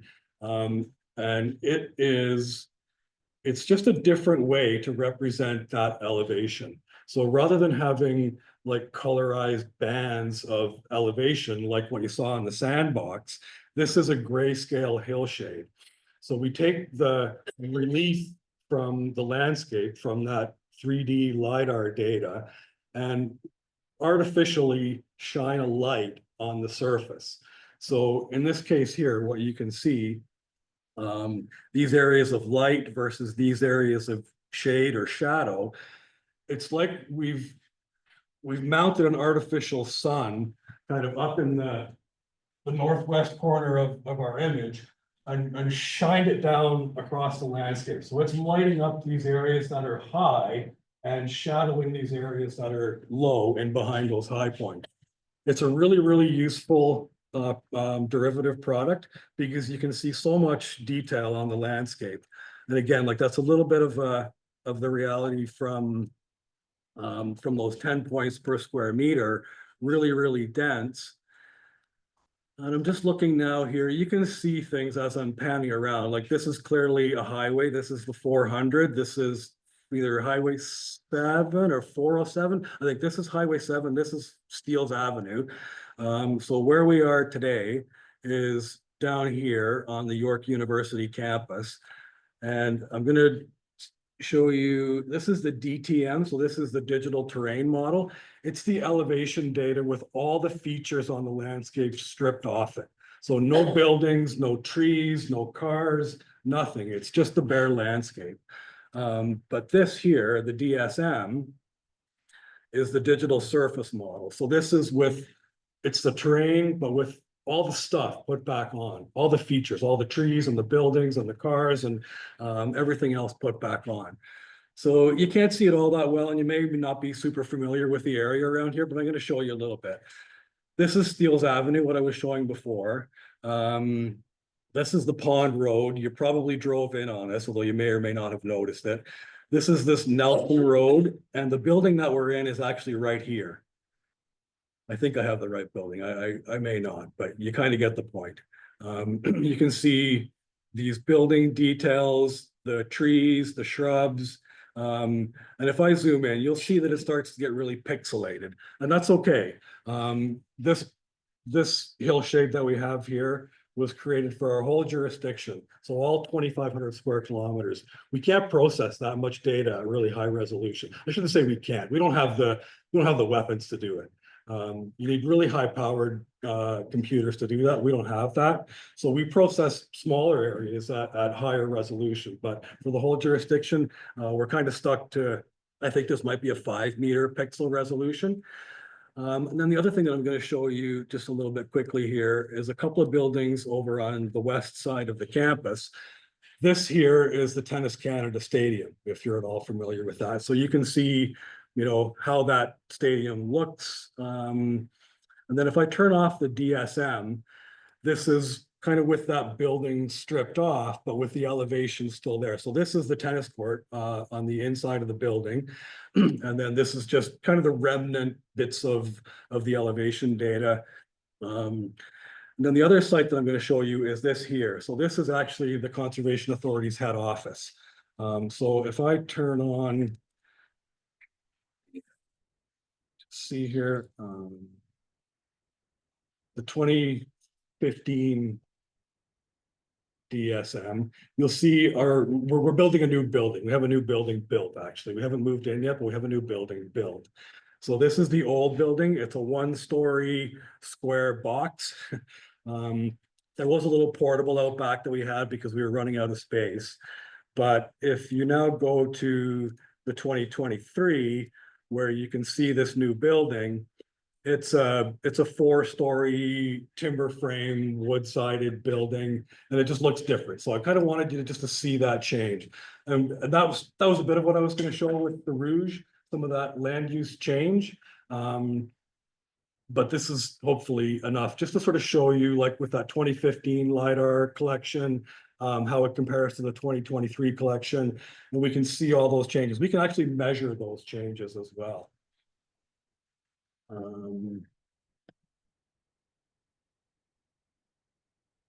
So yeah, Conservation Authority, the TRCA, the Toronto Region Conservation Authority, we're a medium-sized organization, 1,000 people, 1,200 people, but it's a very dynamic organization. We do a lot of different things, and you can see a number of them here. So what I just showed you was that corporate map viewer. Floodplain mapping is really one of our core mandates. I don't have that for you today, but I'm going to show you a little bit of erosion risk management and the watershed catchment delineation and the restoration planning, actually. But you can see all the other applications that we use this for.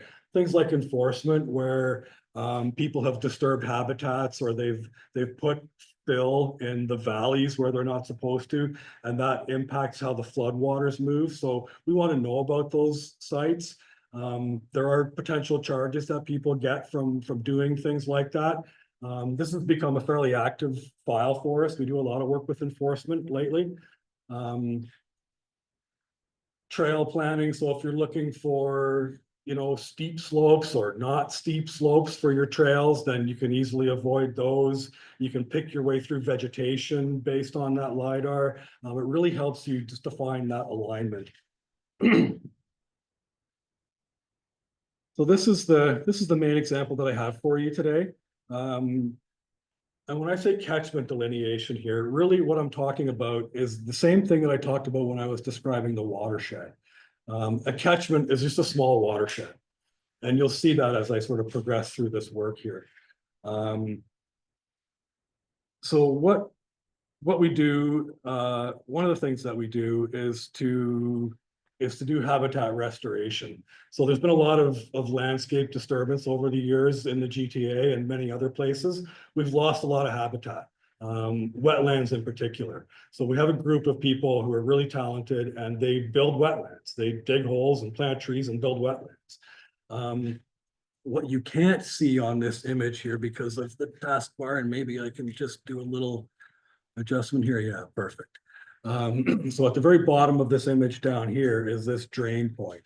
This is a site that one of our restoration staff identified as being a potential site for constructing a new wetland. And they wanted to know a little bit about the upstream drainage and the terrain before they decided to build this wetland. So they came to us and asked for a catchment delineation. So the first thing that we need to do is to understand the terrain a little bit. And you guys are probably fairly familiar with contours. These are 2-meter contours, so they're fairly widely spaced. From the LiDAR data and through Esri software, we can generate those contours at whatever interval we choose. This was just a 2-meter interval. This is a little technical and a little complicated, but I think I can explain it well enough that you know, that you can understand. So what I have here is an image of a grid, like the digital elevation model, the DEM or the DSM or the DTM that I've been talking about. Those red dots that you see in some of the squares in the middle here are my made up LiDAR points. So let's pretend that each of these squares is 1 meter by 1 meter. So there's 10 red dots in each of those squares. That's the 10 points per square meter that I was talking about from the specifications. What we do is to take those 10 points and take an average elevation of those 10 points and assign that elevation to each pixel. So you can imagine some pixels are going to be this elevation, some are going to be this elevation, then lower and lower. And from that, we can determine the flow direction. So again, if a raindrop falls on this square meter of land, we know that it's going to flow downhill and it's going to go this way. And then if raindrops fall here, they're going to flow this way. And from that, we can then generate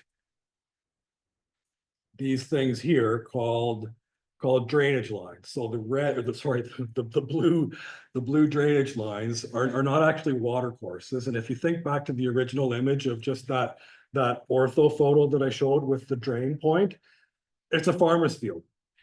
There's no rivers here. There's no creeks here. There's no brooks here. There's no streams here. It's a farmer's field. So what these drainage lines are modeled flow. So from that flow accumulation, we can, we being the software, a toolbox called ArcHydro, we can generate where modeled flow would accumulate if there was a lot of rain. So if we had a Hurricane Hazel type event that was just dumping rain, where would that water collect and where would it flow? And from here, we can see this is the same pour point, the same drain point that I had on the original image. So we can see all these sort of pretend drainage lines that are collecting at this pour point where we want to build a wetland. So this is really important to us to know what that drainage looks like and how big the catchment is. Because if you're building a wetland, you need to know that it's going to be wet. You need to know that there's going to be enough water that drains in from the rain and drains into that hole in the ground that you dug and called a wetland. This gives a catchment size. So we know how big that catchment is. We know that if we had a rain event that was 2 millimeters an hour or 5 millimeters an hour or what have you, we would sort of be able to calculate how much water is going to collect in that potential new wetland site.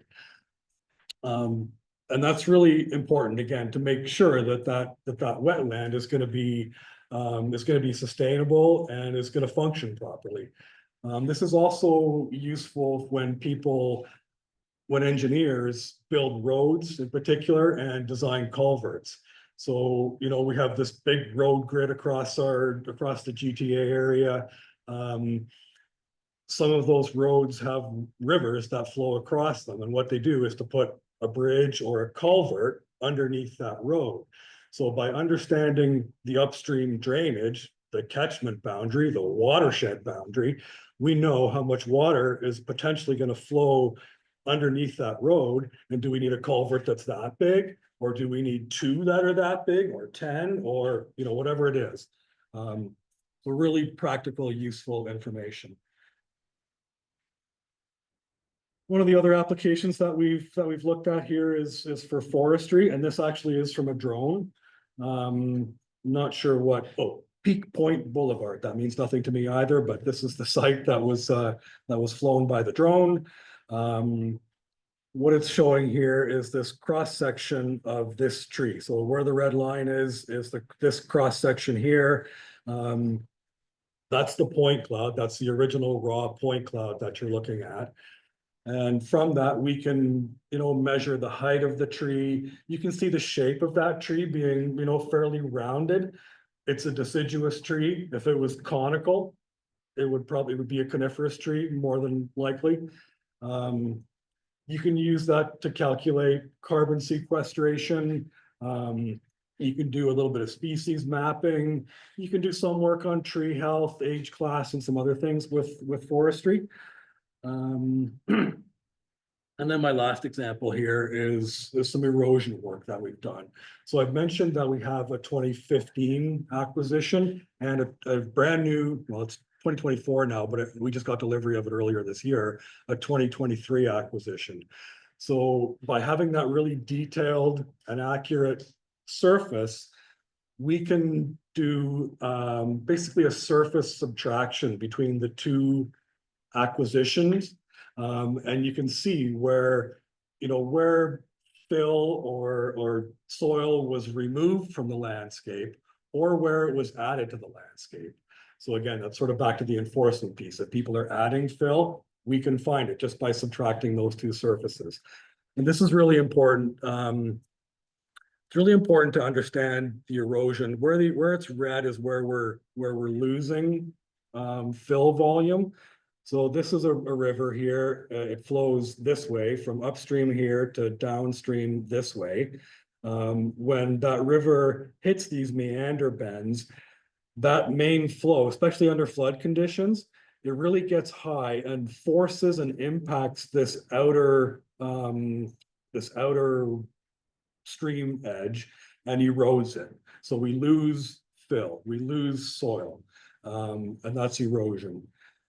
What you can see here is this purple line. This is infrastructure. It's a pipeline or a water pipe or a sewer pipe or a gas line even potentially. Really important. If those features are eroding, then they're at risk of collapsing or failing in some way. So we want to know where those potential failures are before they happen, so that we can do something about it, right? To prevent that failure so that water flows out your pipe, or the gas that lights your furnace and heats your house is going to be there when you turn the thermostat. And there also, I guess here there's a little bridge here, and you can see the cross section. Again, this is the detailed point cloud, so you can see how that bridge goes across, like the handrail, the base of the bridge. And again, this is just understanding how that erosion is working around that piece of infrastructure so that we know if it's safe or not. And I think that's really all I had today to show you, and I hope you found that interesting and a little bit cool. But thanks for listening.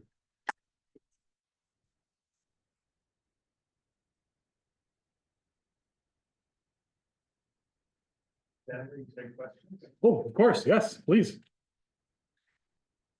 Any questions? In a new subdivision, I've seen at least recently, they've been putting storm ponds.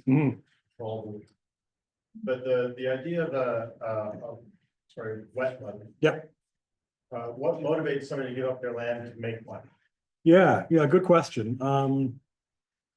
So some people just have that idea that they want to help improve habitat because they know that there's been impact.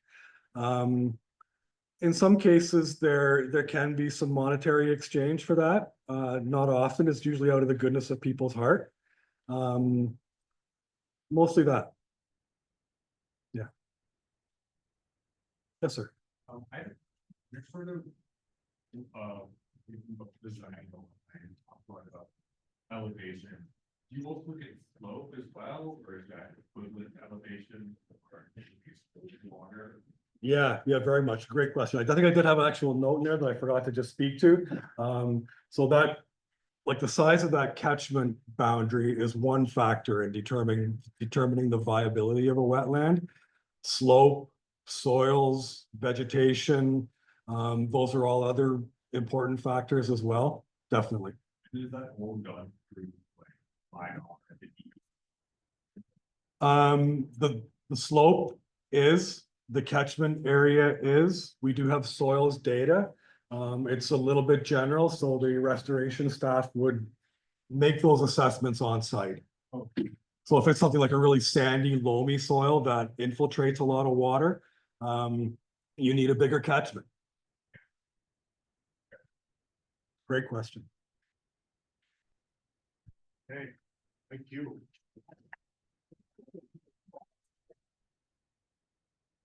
A few comments, elevation, or digital elevation models, although we saw some applications here, often underpin many things that we do. And if you're thinking about things like glacial retreat, how much was that glacier moving back? If you've got LiDAR data that shows what the topographic surface looked like at one point in time, and you revisit that, a month later or a year later, and those provide a very different surface, you can then calculate how that glacier is retreating. You can think about that surface, and it comes to the idea of slope, but it's not only slope, but which direction is that slope facing? And maybe you want to install solar panels. So where are the best places to put in solar panels so you're catching the most light to generate electricity? Maybe you're interested in what are called mass wasting processes or landslides or avalanches and modeling those processes. Well, if you know what the topographic surface looks like and you know what's on that surface, whether there's soil or snow or different types of vegetation, then we can do all kinds of extra things that we couldn't do if we didn't know what the topographic surface looked like. So when we think about what we heard about sort of collectively today, I mean, there was a lot of data collection and some new and interesting techniques that were used. They're mining existing data sets, census, citizen science, getting the regular common public to produce measurements and potentially submit those for analysis. We've got things that are talking about, well, how do we position things and track their locations, and how do we automatically label them and think about moving from traditional map making or what we call cartography, sort of putting people into that mapping through augmented reality, like the sandbox outside, and thinking sort of what's it going to be like 5 years or 10 years from now, where we aren't just people that are consuming geographic data or reading reports about somebody who did some analysis. We're going to be embedded into that system. We're either contributing, we're living and interacting with that data, and the technology is changing so rapidly that it's hard to predict where we'll be in 10 years. But if we keep thinking about those fundamental building blocks, it puts us in a position where we can do much more with that data in the future. And I have just one last little context. I mentioned that I started my undergraduate in 1994. In 1994, when we were doing geographic information systems work, we would go into this dedicated lab. We had these massive computers, tiny little screens. And it's not like we had a mouse. It's not like we had a nice graphic interface. It was all computer programming, interaction. You had to know damn well what you're doing. Otherwise, the computer would sit there and just give you sort of a generic error number 6. You're like, what does that mean? I don't know. But the interaction was very different. We now sit down and we argue with our phone because it's not doing things fast enough, or it's not giving us reasonable sort of feedback on what we want, or the mapping directions are taking me on a toll road when they shouldn't have, and you have an ability to override it, but you didn't know. But all of these options, they're easily accessible, and we're breaking down the barrier of who can use these technologies. But keep that in mind, because whatever age you're at now, add 5, 10, 15, 20 years, and what we're doing now is going to be ancient history, and we're going to be really pushing the boundaries moving forward.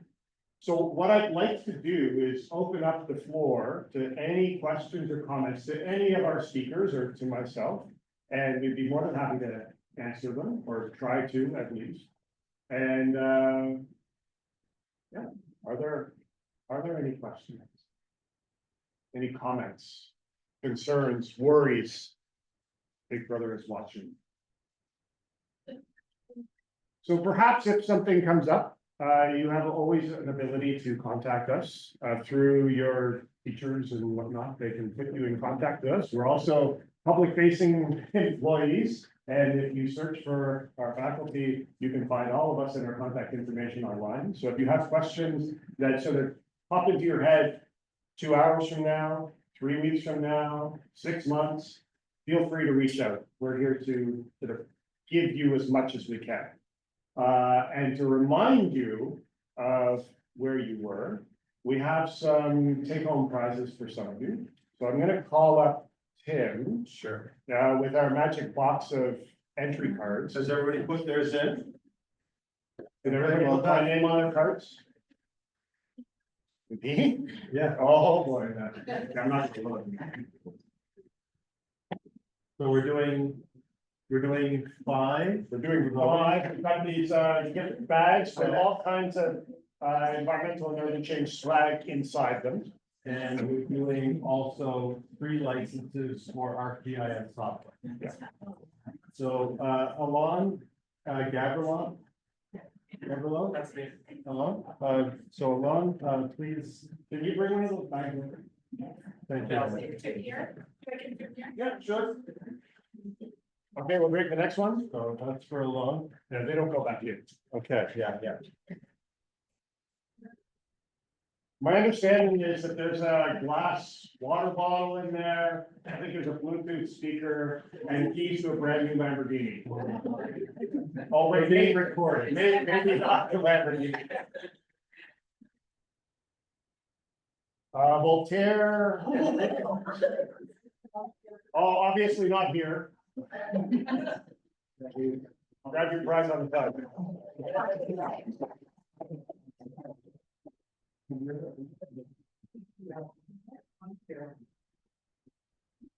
Harmel Ramel. I didn't actually put my name in there. Jancy Sophia.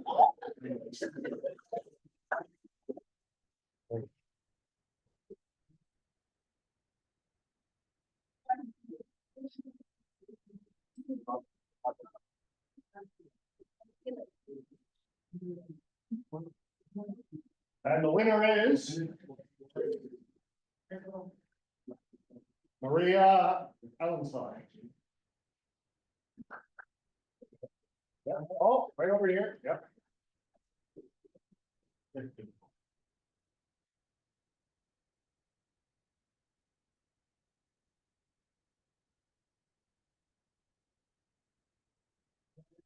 Lucas Boo.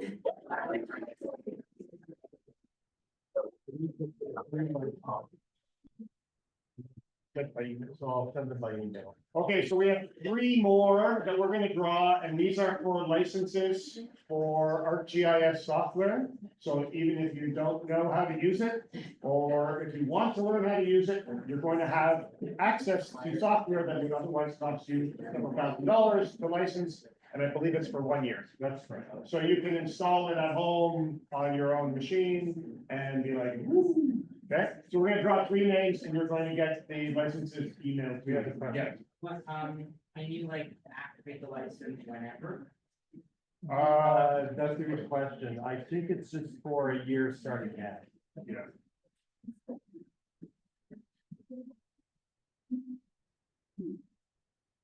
Oh, we've already had this winner. We're gonna just not take that one. Okay. Somebody put their name in twice. Somebody put their name in 3 times. And I don't mind that, but I'm not gonna give you 3 prizes. Extra prize. Chifu. Oh, that's one of our speakers. Yeah. But she's actually over in the engineering department giving the same talk to them as well. So did you? I'll put that You right haven't here. done any yet, right? Okay. That's the first like. She doesn't need one. She already has one. So we're gonna do 3 more. Patrick. There you go. Thank you, Daryl. So actually, we'll keep your email address on it. Yes. Yeah, sorry, I wrote my. I'll give you a pen and You can write it neatly neatly on on the back. So if you can write your address down a little more clearly on that.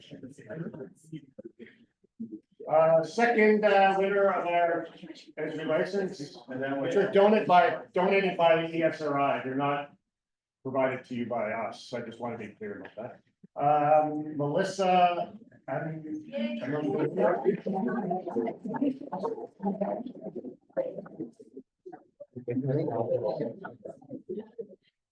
Thank you, Melissa. So Well, thank you. we're gonna Bring it back email to you, school. we're gonna email you when. Perfect. Excellent, thank you. And our third one is Dora. Barak, Isadora? No, is it Dova? No? No, okay. Oh, too bad. We keep on going. Yes. Are we at- Yeah, we picked up. Liam Sakalo.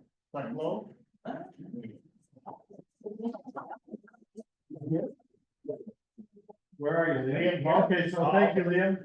That's okay, we're gonna email you. Okay, so I would like to conclude by thanking all of you for coming today.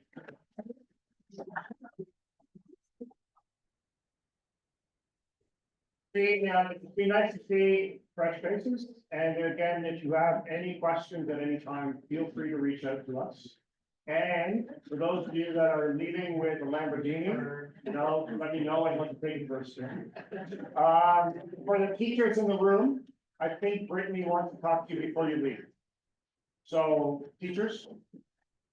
I think she's outside in the front hall. Thank you, and have a good afternoon. Thank you, Carlo. Thank you. No, don't throw them out, because I think maybe, Brittany wants, but they've already been, yeah.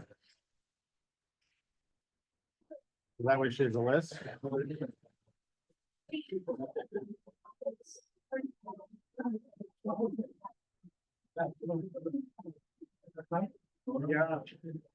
I don't have too much to go over. I'm still finding out the gap I was trying to give you. I guess the concept's a real fine point of detail. Intro, I gotta go over here. We don't have to. We don't have to. Okay, this is Monday, everything. Yeah, I'm still finding out. I'm just doing all the this way to make sure I have an email for every single day. I didn't think that I was doing, I didn't. It's not the thing, it's supposed to right up. That's good. It gives a time to get more. Thanks, Vic. Thank you. Yeah. You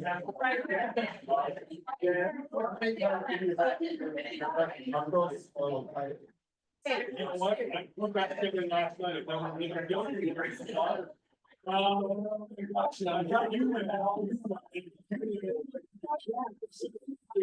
That was pretty good.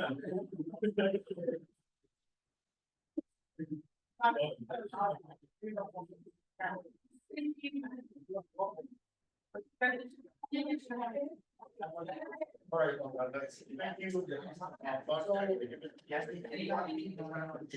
Yeah.